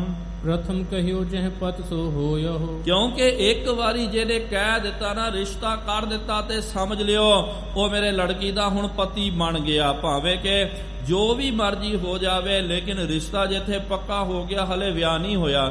ਦੇਖੋ ਉਹਨਾਂ ਜ਼ਮਾਨਿਆਂ ਦੀ ਕਿਹੋ ਜੀ ਰਹੁ ਰੀਤੀ ਸੀ। ਚੰਦੂ ਕਹਿੰਦਾ ਕਿ ਹੁਣ ਤੁਸੀਂ ਰਿਸ਼ਤਾ ਕਰ ਦਿੱਤਾ ਤੇ ਸਮਝ ਲਿਓ ਉਹ ਗੁਰੂ ਹਰਗੋਬਿੰਦ ਸਾਹਿਬ ਜਿਹੜੇ ਹਨ ਮੇਰੇ ਲੜਕੀ ਦੇ ਉਹ ਪਤੀ ਬਣ ਗਏ ਮਨ ਕਰਕੇ। ਜਾਂ ਤੇ ਤੁਮਨੇ ਕੀ ਨਸ ਜੋਏ। ਇਸ ਕਰਕੇ ਜੋ ਤੁਸਾਂ ਨੇ ਕਰਨਾ ਕੀਤਾ ਨਾ, ਹੁਣ ਜ਼ਬਰਦਸਤੀ, ਮੇਰੀ ਖੁਸ਼ੀ ਤਾਂ ਨਹੀਂ ਹੈ, ਫਿਰ ਵੀ ਮੈਨੂੰ ਹੁਣ ਇਹ ਬਚਨ ਜਿਹੜਾ ਮੰਨਣਾ ਪਵੇਗਾ, ਨਹੀਂ ਤਾਂ ਮੇਰੀ ਬੱਚੀ ਦੀ ਬੇਇੱਜ਼ਤੀ ਹੋ ਜਾਵੇਗੀ। ਕੁਲ ਹੈ ਹੀਨ ਦਰਬ ਤੇ ਹੀਨ ਜੋ। ਜਿਹੜਾ ਕੁਲ ਤੋਂ ਹੀਨਾ ਹੈ, ਜਿਹੜਾ ਦਰਬ ਤੋਂ ਹੀਨਾ ਹੈ, ਭਇਓ ਜਮਾਤਾ ਅਬ ਮਮਸੋ। ਬਸ ਇਹੀ ਮੈਂ ਸੋਚ ਲਵਾਂਗਾ ਕਿ ਭਾਈ ਜਿਨ੍ਹਾਂ ਦੀ ਮੇਰੇ ਬਰਾਬਰ ਦੀ ਕੁਲ ਨਹੀਂ ਹੈ, ਜਿਨ੍ਹਾਂ ਦੇ ਕੋਲ ਮੇਰੇ ਬਰਾਬਰ ਧਨ ਨਹੀਂ ਹੈ, ਉਹ ਮੇਰਾ ਹੁਣ ਜਵਾਈ ਬਣ ਗਿਆ। ਜਗਤ ਰੀਤ ਬਿਗਰਹਿ ਅਬ ਫੇਰੇ। ਫਿਰ ਕੋਈ ਗੱਲ ਨਹੀਂ ਹੈ। ਮੈਂ ਇੱਕ ਗੱਲ ਤਾਂ ਦੇਖੋ ਇਹ ਵੀ ਹੈ, ਤੇ ਦੂਜੀ ਗੱਲ ਜੇ ਮੈਂ ਰਿਸ਼ਤਾ ਮੋੜ ਦਿੰਦਾ ਤੇ ਜਗਤ ਦੀ ਮਰਿਆਦਾ ਜਿਹੜੀ ਹੈ ਉਹ ਟੁੱਟ ਜਾਵੇਗੀ। ਭਲਾ ਨ ਮਾਨਹਿ ਕੋ ਸੁਨ ਕੋਏ। ਫਿਰ ਕੋਈ ਵੀ ਬਚਨ ਜਿਹੜਾ ਇਹ ਮਨ ਕਰਕੇ ਭਲਾ ਚੰਗਾ ਨਹੀਂ ਸਮਝੇਗਾ। ਉਹਨਾਂ ਨੇ ਤਾਂ ਇਹੀ ਕਹਿਣਾ ਹੈ, ਜਦੋਂ ਮੈਂ ਆਪਣੇ ਹੁਣ ਰਿਸ਼ਤਾ ਤੁਸੀਂ ਕਰਕੇ ਆਏ, ਜੇ ਮੈਂ ਕਹਿ ਦਿੱਤਾ ਕਿ ਭਾਈ ਮੈਨੂੰ ਮਨਜ਼ੂਰ ਨਹੀਂ ਹੈ, ਮੈਨੂੰ ਤਾਂ ਪਤਾ ਹੀ ਨਹੀਂ, ਮੈਨੇ ਤਾਂ ਲੜਕੇ ਨੂੰ ਵੇਖਿਆ ਹੀ ਨਹੀਂ, ਇਹਨਾਂ ਬਾਹਮਣਾਂ ਨੇ ਵੇਖਣਾ ਕੀਤਾ, ਜੇ ਮੈਂ ਇਹ ਗੱਲ ਕਰਾਂਗਾ ਤੇ ਲੋਕਾਂ ਨੇ ਫਿਰ ਕਹਿਣਾ ਕਿ ਫਿਰ ਤੂਨੇ ਬਾਹਮਣਾਂ ਨੂੰ ਕਿਉਂ ਭੇਜਿਆ ਭਾਈ, ਫਿਰ ਉਹ ਰਿਸ਼ਤਾ ਕਿਉਂ ਪੱਕਾ ਕਰਕੇ ਆਏ। ਜੇ ਰਿਸ਼ਤਾ ਹੀ ਕਰਨਾ ਸੀ ਤੇ ਤੂੰ ਆਪ ਜਾਂਦੋ, ਤੂੰ ਆਪਣੀ ਬੱਚੀ ਨੂੰ ਲੈ ਕੇ ਜਾਂਦੋ ਤਾਂ ਗੱਲ ਵੱਖਰੀ ਹੈ। ਬਾਹਮਣਾਂ ਨੂੰ ਭੇਜਿਆ, ਰਿਸ਼ਤਾ ਕਰਕੇ ਆਏ, ਤੇ ਹੁਣ ਤੂੰ ਕਹਿੰਦਾ ਜੀ ਇਹ ਰਿਸ਼ਤਾ ਮੈਨੇ ਇਹ ਨਹੀਂ ਕਰਨਾ, ਫਿਰ ਲੋਕਾਂ ਨੇ ਮੇਰੇ ਉੱਤੇ ਤੰਜ ਕੱਸਣੇ ਹਨ, ਮੇਰੀ ਬੜੀ ਬੇਇੱਜ਼ਤੀ ਹੋ ਜਾਵੇਗੀ, ਨਾਲ ਮੇਰੀ ਬੱਚੀ ਜਿਹੜੀ ਹੈ ਉਹਦਾ ਤਾਂ ਫਿਰ ਕਲੰਕ ਲੱਗ ਜਾਵੇਗਾ। ਆਪਨ ਥਾਨ ਕਰ ਨਾਤੇ ਹਿਤ ਮੈਂ। ਇਸ ਕਰਕੇ ਮੈਂ ਆਪਣ ਥਾਂ ਤੇ ਆਪਣੇ ਹਿੱਤ ਕਰਕੇ ਪਠਿਓ ਬਿਪਰਤਾਉ ਕਰਿਓ ਕਹਿਓ ਸੋ ਹੋ। ਮੈਂ ਤੁਹਾਨੂੰ ਆਪਣੀ ਥਾਂ ਤੇ ਤੁਹਾਨੂੰ ਭੇਜਣਾ ਕੀਤਾ ਕਿ ਭਾਈ ਤੁਸੀਂ ਬੱਚੀ ਦਾ ਬਾਪ ਬਣ ਕੇ ਜਾਓ, ਆ ਰਿਸ਼ਤਾ ਕਰਕੇ ਆਓ। ਤੁਸੀਂ ਰਿਸ਼ਤਾ ਕਰਕੇ ਆਏ, ਮਨਜ਼ੂਰ ਤਾਂ ਨਹੀਂ ਹੈ, ਲੇਕਿਨ ਜ਼ਬਰਦਸਤੀ ਜਿਹੜਾ ਹੈ ਮੈਨੂੰ ਮਨਜ਼ੂਰ ਕਰਨਾ ਪਵੇਗਾ, ਨਹੀਂ ਤਾਂ ਬਰਾਦਰੀ ਦੇ ਵਿੱਚ ਮੇਰੀ ਬੇਇੱਜ਼ਤੀ ਹੋ ਜਾਵੇਗੀ, ਮੇਰੀ ਬੱਚੀ ਨੂੰ ਕਲੰਕ ਲੱਗ ਜਾਵੇਗਾ। ਇਤਿਆਦਿਕ ਕੁਛ ਅਪਰ ਵਡਾਈ। ਇਤਿਆਦਿਕ ਕੁਛ ਔਰ ਆਪਣੀ ਇਹਨੇ ਵਡਿਆਈ ਕਰਨੀ ਕੀਤੀ। ਆਪਣੀ ਕਹੀ ਧਾਰ ਹੰਕਾਰ। ਬੜਾ ਅਹੰਕਾਰ ਧਾਰਨ ਕਰਕੇ ਇਹਦੇ ਵਿੱਚ ਵੀ ਪਿਆਰਿਓ ਇਹਦੀ ਹੀ ਵਡਿਆਈ ਹੈ। ਇਹਨੇ ਇਹੀ ਸਾਬਤ ਕਰਨਾ ਕੀਤਾ ਨਾ, ਬਾਹਮਣੋ ਮੈਂ ਤੁਹਾਡਾ ਬਚਨ ਮੰਨਦਾ, ਮੈਂ ਤੁਹਾਨੂੰ ਆਪਣਾ ਗੁਰੂ ਮੰਨਦਾ ਹਾਂ, ਬੇਸ਼ੱਕ ਮੈਨੂੰ ਰਿਸ਼ਤਾ ਪਸੰਦ ਨਹੀਂ ਹੈ, ਫਿਰ ਵੀ ਮੈਂ ਤੁਹਾਡੀ ਵਡਿਆਈ ਰੱਖਦਾ, ਤੁਸੀਂ ਪੱਕਾ ਕਰਕੇ ਆਏ ਹੋ, ਮੈਂ ਇਹਨੂੰ ਮੰਨ ਲੈਂਦਾ ਹਾਂ ਜ਼ਬਰਦਸਤੀ। ਕਹਿਓ ਸਗਨ ਕੋ ਅਬਲੇ ਗਮਨ। ਹੁਣ ਕਹਿੰਦਾ ਕੋਈ ਗੱਲ ਨਹੀਂ ਹੈ, ਹੁਣ ਪੱਕਾ ਕਰਕੇ ਆਏ, ਹੁਣ ਦੇਰੀ ਨਾ ਕਰਨਾ ਕਰੋ, ਹੁਣ ਤੁਸੀਂ ਉੱਥੋਂ ਪੱਕਾ ਕਰਕੇ ਆਏ, ਹੁਣ ਸਾਡੇ ਪਰਿਵਾਰ ਵੱਲੋਂ ਸਗਨ ਲੈ ਕੇ ਜਾਇਓ। ਜਥਾ ਜੋਗ ਜੈਸੋ ਵਿਵਹਾਰ। ਜਿਸ ਤਰ੍ਹਾਂ ਆਪਣੀ ਕੁਲ ਦੀ ਮਰਿਆਦਾ ਹੈ, ਵਿਵਹਾਰ ਹੈ, ਉਸ ਤਰ੍ਹਾਂ ਜਾ ਕਰਕੇ ਉੱਥੇ ਉਹ ਕਰਮ ਕਰਨਾ ਕਰੋ। ਚੰਦੂ ਦਾਰਾ ਨੇ ਸਬਦੀ ਨਸ। ਫਿਰ ਬਾਅਦ ਦੇ ਵਿੱਚ ਚੰਦੂ ਦੀ ਘਰਵਾਲੀ ਜਿਹੜੀ ਹੈ, ਉਹਨੇ ਫਿਰ ਪਿਆਰਿਓ ਛਕਣ ਦੇ ਵਾਸਤੇ ਜੋ ਉਹ ਵਸਤੂਆਂ ਲੱਗਦੀਆਂ, ਸਮੱਗਰੀ ਲੱਗਦੀ ਹੈ, ਉਹ ਸਾਰਾ ਪ੍ਰਬੰਧ ਕਰਕੇ ਉਹਨੇ ਬਾਹਮਣਾਂ ਨੂੰ ਦੇਣਾ ਕੀਤਾ। ਚਲਿਓ ਪੰਥ ਦਿਜ ਆਨੰਦ ਦਾ। ਉਹ ਪੰਡਤਾਂ ਦਾ ਟੋਲਾ ਜਿਹੜਾ ਨਾ, ਉਹ ਸਾਰੀ ਸਾਜੋ ਸਮੱਗਰੀ ਲੈ ਕਰਕੇ ਹੁਣ ਦਿੱਲੀ ਤੋਂ ਵਾਪਸ ਸ਼੍ਰੀ ਅੰਮ੍ਰਿਤਸਰ ਸਾਹਿਬ ਬਹੁਤ ਆਨੰਦ ਧਾਰਨ ਕਰਕੇ ਜਾ ਰਹੇ ਹਨ। ਸਮਧੀ ਮਿਲੇ ਮਹਾਤਮ ਜਨ। ਮਨ ਹੀ ਮਨ ਸੋਚਦੇ ਕਿ ਚਲੋ ਕੋਈ ਗੱਲ ਨਹੀਂ ਹੈ ਭਾਈ, ਰਿਸ਼ਤਾ ਤਾਂ ਨਹੀਂ ਇੱਥੇ ਟੁੱਟਿਆ, ਰਿਸ਼ਤਾ ਤਾਂ ਜੁੜੀ ਗਿਆ, ਕੋਈ ਗੱਲ ਨਹੀਂ ਆ। ਔਖਾ ਸੌਖਾ ਹੋ ਕਰਕੇ ਅੱਜ ਕਹਿੰਦਾ ਨਾ ਜੀ ਕਿ ਇਹ ਚੰਗੀ ਕੁਲ ਨਹੀਂ ਹੈ, ਇਹ ਚੰਗੀ ਬਿਰਾਦਰੀ ਨਹੀਂ ਹੈ। ਇੱਕ ਵਾਰੀ ਰਿਸ਼ਤਾ ਹੋ ਗਿਆ ਤੇ ਇਹਨੂੰ ਮੰਨਣਾ ਹੀ ਪਵੇਗਾ। ਜਦੋਂ ਇੱਕ ਵਾਰੀ ਸਮਧੀ ਮਿਲਾਪ ਹੋ ਗਿਆ, ਫਿਰ ਸਾਰੀ ਗੱਲ ਖਤਮ ਹੋ ਜਾਵੇਗੀ। ਅਬ ਦੀਵਾਨ ਇਮ ਕਰਤ ਉਚਾਰ। ਹੁਣ ਇਹ ਦੀਵਾਨ ਜਿਹੜਾ ਬਹੁਤ ਡੀਂਗਾ ਮਾਰਦਾ, ਬਹੁਤ ਵੱਡੀਆਂ ਗੱਲਾਂ ਕਰਦਾ, ਲੇਕਿਨ ਇੱਕ ਵਾਰੀ ਸੰਬੰਧ ਬਣ ਗਿਆ, ਵਿਆਹ ਹੋ ਗਿਆ, ਫਿਰ ਤਾਂ ਇੱਕੋ ਹੀ ਪਰਿਵਾਰ ਹੋ ਜਾਣਗੇ। ਕਿਉਂਕਿ ਵਿਆਹ ਤੋਂ ਪਹਿਲੇ ਪਿਆਰਿਓ ਇਹ ਦੋ ਪਰਿਵਾਰ ਹੁੰਦੇ ਹਨ, ਲੜਕੀ ਦਾ ਵੱਖਰਾ ਪਰਿਵਾਰ ਹੈ ਤੇ ਲੜਕੇ ਦਾ ਵੱਖਰਾ ਪਰਿਵਾਰ। ਜਦੋਂ ਇੱਕ ਵਾਰੀ ਵਿਆਹ ਹੋ ਗਿਆ ਫਿਰ ਇਹ ਵੱਖਰੇ ਨਹੀਂ ਰਹਿ ਜਾਂਦੇ, ਇਹ ਫਿਰ ਇੱਕ ਹੋ ਜਾਂਦੇ ਹਨ। ਇਸ ਕਰਕੇ ਗੁਰਮਤਿ ਦੇ ਵਿੱਚ ਪਿਆਰਿਓ ਇਹ ਸਿੱਖਿਆ ਦਿੱਤੀ ਜਾਂਦੀ ਹੈ। ਆਪ ਕਦੇ ਨੋਟ ਕਰਨਾ ਕਰੋ, ਵਿਆਹ ਸ਼ਾਦੀਆਂ ਦੇ ਵਿੱਚ ਜਦੋਂ ਲਾੜਾ ਤੇ ਲਾੜੀ ਦਾ ਜਦੋਂ ਵਿਆਹ ਹੁੰਦਾ ਨਾ, ਉਸ ਵੇਲੇ ਵਿਸ਼ੇਸ਼ ਕਰਕੇ ਉਹਨਾਂ ਦੇ ਪ੍ਰਤੀ ਸਿੱਖਿਆ ਦਿੱਤੀ ਜਾਂਦੀ ਹੈ ਕਿ ਭਾਈ ਅੱਜ ਤੋਂ ਤੁਹਾਡਾ ਜਿਹੜਾ ਗ੍ਰਸਥ ਧਰਮ ਦੇ ਵਿੱਚ ਤੁਸੀਂ ਪ੍ਰਵੇਸ਼ ਕਰਨ ਵਾਸਤੇ ਜਾ ਰਹੇ ਹੋ, ਅੱਜ ਤੋਂ ਤੁਹਾਡੇ ਧਰਮ ਦੇ ਨਵੇਂ ਮਾਤਾ ਪਿਤਾ ਬਣ ਰਹੇ ਹਨ, ਇਹਨਾਂ ਦਾ ਵੀ ਮਾਨ ਸਨਮਾਨ ਆਦਰ ਕਰਨਾ। ਲੜਕੇ ਨੂੰ ਕਿਹਾ ਜਾਂਦਾ ਕਿ ਬੇਟਾ ਤੇਰੀ ਘਰਵਾਲੀ ਜਿਹੜੀ ਹੈ ਇਹਦੇ ਮਾਪਿਓ ਦਾ ਸਨਮਾਨ ਆਪਣੇ ਮਾਪਿਓ ਵਾਂਗੂ ਤੂਨੇ ਕਰਨਾ। ਬੱਚੀ ਨੂੰ ਵੀ ਸਿੱਖਿਆ ਦਿੱਤੀ ਜਾਂਦੀ ਹੈ ਕਿ ਬੇਟਾ ਆ ਜਿਹੜਾ ਤੇਰਾ ਪਤੀ ਹੈ ਇਹਦੇ ਪਰਿਵਾਰ ਵਾਲੇ ਜਿਹੜੇ ਇਹਦੇ ਮਾਂ-ਬਾਪ ਉਹਨਾਂ ਦੇ ਸੰਬੰਧੀਆਂ ਦਾ ਆਪਣੇ ਮਾਂ-ਬਾਪ ਦੇ ਵਾਂਗੂ ਜਿਸ ਤਰ੍ਹਾਂ ਤੂੰ ਸਤਿਕਾਰ ਕਰਦੀ ਉਹ ਜਿਹਾ ਸਤਿਕਾਰ ਕਰਨਾ। ਅੱਜ ਤੋਂ ਇਹ ਦੋ ਪਰਿਵਾਰ ਨਹੀਂ ਰਹੇ, ਅੱਜ ਤੋਂ ਦੋ ਪਰਿਵਾਰ ਇੱਕ ਹੋ ਗਏ, ਤੁਹਾਡੀ ਲਾਜ ਇਹਨਾਂ ਦੀ ਲਾਜ ਬਣ ਗਈ ਹੈ। ਇਸ ਤਰ੍ਹਾਂ ਇਹ ਪੰਡਤ ਸੋਚਦੇ ਕਿ ਕੋਈ ਗੱਲ ਨਹੀਂ ਹੈ, ਦੀਵਾਨ ਹੁਣ ਤਾਂ ਬਹੁਤ ਕਹਿੰਦਾ, ਇੱਕ ਵਾਰੀ ਸਮਧੀ ਮਿਲਾਪ ਹੋ ਗਿਆ, ਇੱਕ ਵਾਰੀ ਵਿਆਹ ਹੋ ਗਿਆ, ਫਿਰ ਤਾਂ ਵੱਖਰੇ ਥੋੜੀ ਰਹਿ ਜਾਣਗੇ, ਇੱਕੋ ਪਰਿਵਾਰ ਬਣ ਜਾਵੇਗਾ। ਇਹ ਜਬ ਚੰਦੂ ਗੁਰ ਨਿੰਦੂ ਚਾਰੀ। ਲੇਕਿਨ ਪਿਆਰਿਓ ਗੱਲ ਜਿਹੜੀ ਹੈ ਇੱਥੋਂ ਸ਼ੁਰੂ ਹੁੰਦੀ ਹੈ, ਜਿਹੜਾ ਵੈਰ ਪਿਆ ਨਾ, ਹੁਣ ਅਸਲ ਗੱਲ ਜਿਹੜੀ ਹੈ ਇੱਥੋਂ ਉਹ ਸ਼ੁਰੂ ਆਰੰਭ ਹੋ ਰਹੀ ਹੈ। ਚੰਦੂ ਨੇ ਜਦੋਂ ਗੁਰੂ ਘਰ ਦੇ ਪ੍ਰਤੀ ਉਹਨੇ ਨਿੰਦਿਆ ਕਰਨੀ ਕੀਤੀ, ਭੱਦੀ ਸ਼ਬਦਾਵਲੀ ਵਰਤਨੀ ਕੀਤੀ, ਕੇਤਿਕ ਗੁਰ ਸਿੱਖ ਹੁਤੇ ਸੁਪਾ। ਉਸ ਵੇਲੇ ਬਹੁਤ ਸਾਰੇ ਗੁਰੂ ਕੇ ਸਿੱਖ ਉਹਦੇ ਦੀਵਾਨ ਦੇ ਵਿੱਚ ਉੱਥੇ ਦਿੱਲੀ ਦੇ ਵਿੱਚ ਮੌਜੂਦ ਸਨ। ਭਈ ਸੰਜ ਸਭ ਸੰਗਤ ਇਕੱਠੀ। ਜਦੋਂ ਸ਼ਾਮਾਂ ਦਾ ਵੇਲਾ ਹੋਇਆ, ਸਾਰੀ ਸੰਗਤ ਜਿਹੜੀ ਹੈ ਧਰਮਸਾਲ ਦੇ ਵਿੱਚ, ਦਿੱਲੀ ਦੇ ਗੁਰਦੁਆਰੇ ਦੇ ਵਿੱਚ ਸਾਰੀਆਂ ਸੰਗਤਾਂ ਇੱਕ ਥਾਂ ਤੇ ਇਕੱਠੀਆਂ ਹੋਈਆਂ। ਧਰਮਸਾਲਾ ਮਹਿ ਭਜਨ ਪ੍ਰਕਾਸ਼। ਉਥੇ ਧਰਮਸਾਲ ਦੇ ਵਿੱਚ ਸਾਰੇ ਰਲ ਮਿਲ ਕਰਕੇ ਜਦੋਂ ਭਜਨ ਬੰਦਗੀ ਕਰ ਰਹੇ ਸਨ, ਸਤ ਸੰਗਤ ਕਰ ਰਹੇ ਸਨ। ਸਭ ਮੈਂ ਬਿਦਤ ਕੀਨ ਬਿਰਤਾਂਤ। ਉਸ ਵੇਲੇ ਜਿਹੜੇ ਉਥੇ ਸਰਕਾਰੀ ਦਰਬਾਰੀ ਗੁਰੂ ਕੇ ਸਿੱਖ ਕੰਮ ਕਰਨ ਵਾਲੇ ਉਹ ਗੁਰੂ ਕੇ ਪਿਆਰਿਆਂ ਨੇ ਪਿਆਰਿਓ ਉਥੇ ਸੰਗਤ ਦੇ ਵਿੱਚ ਆ ਸਾਰਾ ਬਿਰਤਾਂਤ ਜੋ ਚੰਦੂ ਨੇ ਗੁਰੂ ਘਰ ਦੀ ਨਿੰਦਿਆ ਕੀਤੀ ਹੈ, ਭਲਾ ਬੁਰਾ ਬੋਲਣਾ ਕੀਤਾ, ਉਹ ਸਾਰਾ ਬਚਨ ਉਹਨਾਂ ਨੇ ਸੰਗਤਾਂ ਦੇ ਅੱਗੇ ਰੱਖ ਦਿੱਤਾ। ਸ਼ਾਹ ਸਚਿਵ ਜੈ ਸੁਮਤ ਬਿਨਾਸ਼। ਉਹਨਾਂ ਨੇ ਕਿਹਾ ਕਿ ਜਿਹੜਾ ਰਾਜੇ ਦਾ ਸਚਿਵ, ਜਿਹੜਾ ਮੰਤਰੀ, ਜਿਹੜਾ ਉਹਦੀ ਸੁਮਤ ਮਾਰੀ ਗਈ ਹੈ, ਉਹ ਖੋਟੀ ਮਤ ਨੂੰ ਉਹਨੇ ਧਾਰਨ ਕਰਨਾ ਕੀਤਾ। ਨਿਜ ਤੇ ਲਘੁ ਗਹਿ ਨਾਤਾ ਭੇਜੀ। ਪਹਿਲੇ ਤਾਂ ਇਹਨੇ ਆਪ ਗੁਰੂ ਘਰ ਦੇ ਵਿੱਚ ਨਾਤਾ ਭੇਜਣਾ ਕੀਤਾ, ਫਿਰ ਬਾਅਦ ਵਿੱਚ ਕਹਿੰਦਾ ਜੀ ਇਹ ਮੇਰੇ ਹੈਸੀਅਤ ਦੇ ਨਹੀਂ ਹਨ, ਗੁਰੂ ਘਰ ਮੇਰੇ ਤੋਂ ਛੋਟਾ ਹੈ। ਸੁਤਾ ਆਪਣੀ ਕੋ ਨਿਰਜਾ। ਆਪਣੀ ਲੜਕੀ ਨੂੰ ਇਹਨੇ ਬਹੁਤ ਵੱਡਾ ਕਹਿਣਾ ਕੀਤਾ, ਮੇਰੀ ਲੜਕੀ ਕਿੱਥੇ ਚੁਬਾਰੇ ਦੀ ਇੱਟ ਤੇ ਕਿੱਥੇ ਗੁਰੂ ਘਰ ਮੋਰੀ ਹੈ। ਜਰੀ ਨਾ ਜਾਏ ਅਜੋਗ ਕਹੀ। ਸਿੱਖਾਂ ਨੇ ਕਿਹਾ ਕਿ ਜੋ ਉਹਨੇ ਉਥੇ ਗਲਤ ਸ਼ਬਦਾਵਲੀ ਵਰਤਨੀ ਕੀਤੀ, ਜੋ ਗੁਰੂ ਘਰ ਦੀ ਨਿੰਦਿਆ ਕੀਤੀ ਨਾ, ਉਹ ਸਾਤੋਂ ਜਰੀ ਨਹੀਂ ਜਾਂਦੀ ਹੈ। ਸਭ ਸੰਗਤ ਸੁਣੀਏ ਹੈ ਮਨ ਲਾ। ਸਾਰੀ ਸੰਗਤ ਜਿਹੜੀ ਹੈ ਤੁਸੀਂ ਮਨ ਲਾ ਕਰਕੇ ਸੁਣਨਾ ਕਰੋ। ਤੁਮ ਹੈ ਉਚਿਤ ਸੁਧ ਲਿਖ ਬੇਗੁਰ। ਇਸ ਕਰਕੇ ਭਾਈ ਹੁਣ ਇਹ ਆਪਣਾ ਸਾਰਿਆਂ ਦਾ ਫਰਜ਼ ਬਣਦਾ, ਕਿਉਂਕਿ ਕੋਈ ਵੀ ਗੱਲ ਪਿਆਰਿਓ ਜੇ ਕੋਈ ਗਲਤ ਕੰਮ ਹੁੰਦਾ ਨਾ, ਆਪਾਂ ਅਕਸਰ ਵੇਖਦੇ ਹਾਂ, ਕਈ ਵਾਰੀ ਆਪਾਂ ਕਹਿੰਦੇ ਨੇ ਸਾਨੂੰ ਕੀ ਲੈਣਾ ਭਾਈ, ਚਲੋ ਚੱਲਣ ਦਿਓ, ਆ ਕੰਮ ਚੱਲਦਾ ਹੈ ਜੀ, ਆ ਚੋਰੀ ਹੋ ਰਹੀ ਹੈ, ਗਲਤ ਕੰਮ ਹੋ ਰਿਹਾ, ਸਾਨੂੰ ਕੀ ਲੈਣਾ।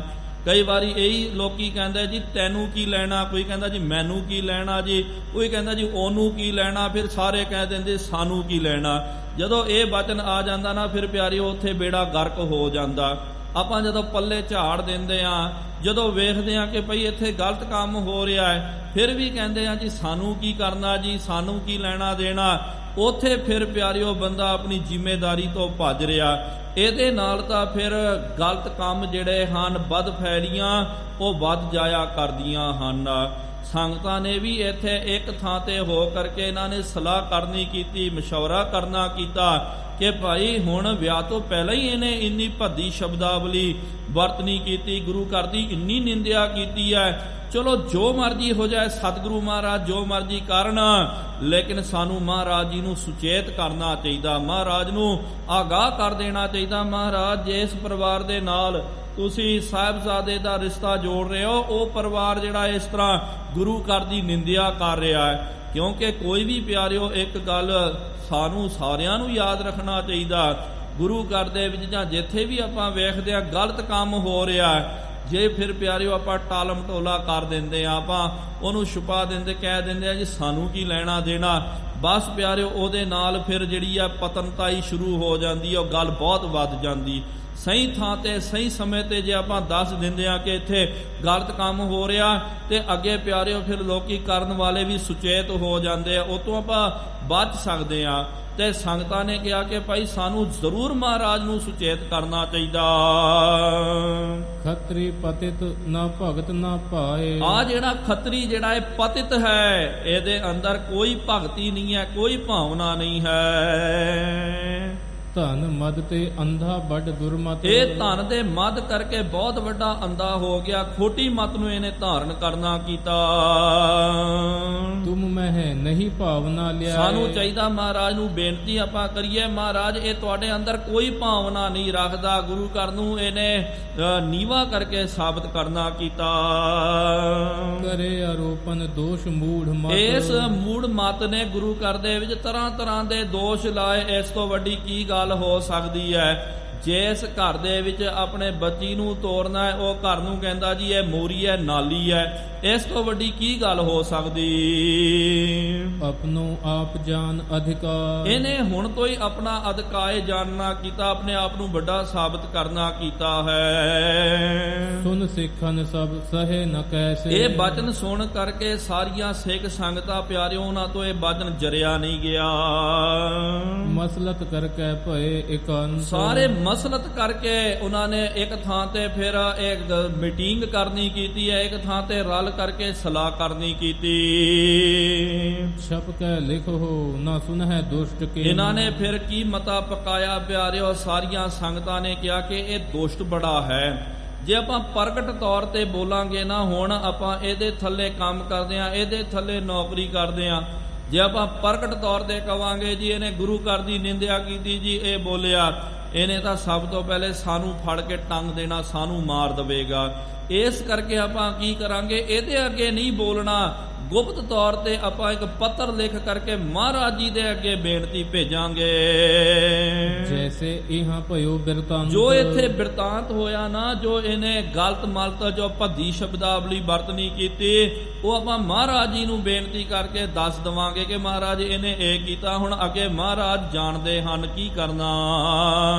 ਲਗੇ ਲਿਖਨ ਅਰਦਾਸ ਆਪਨੀ। ਫਿਰ ਸਾਰੀਆਂ ਦਿੱਲੀ ਦੀਆਂ ਸੰਗਤਾਂ ਨੇ ਰਲ ਮਿਲ ਕਰਕੇ ਪਿਆਰਿਓ ਅਰਦਾਸ ਬੇਨਤੀ ਦਾ ਪੱਤਰ ਲਿਖਣਾ ਕੀਤਾ।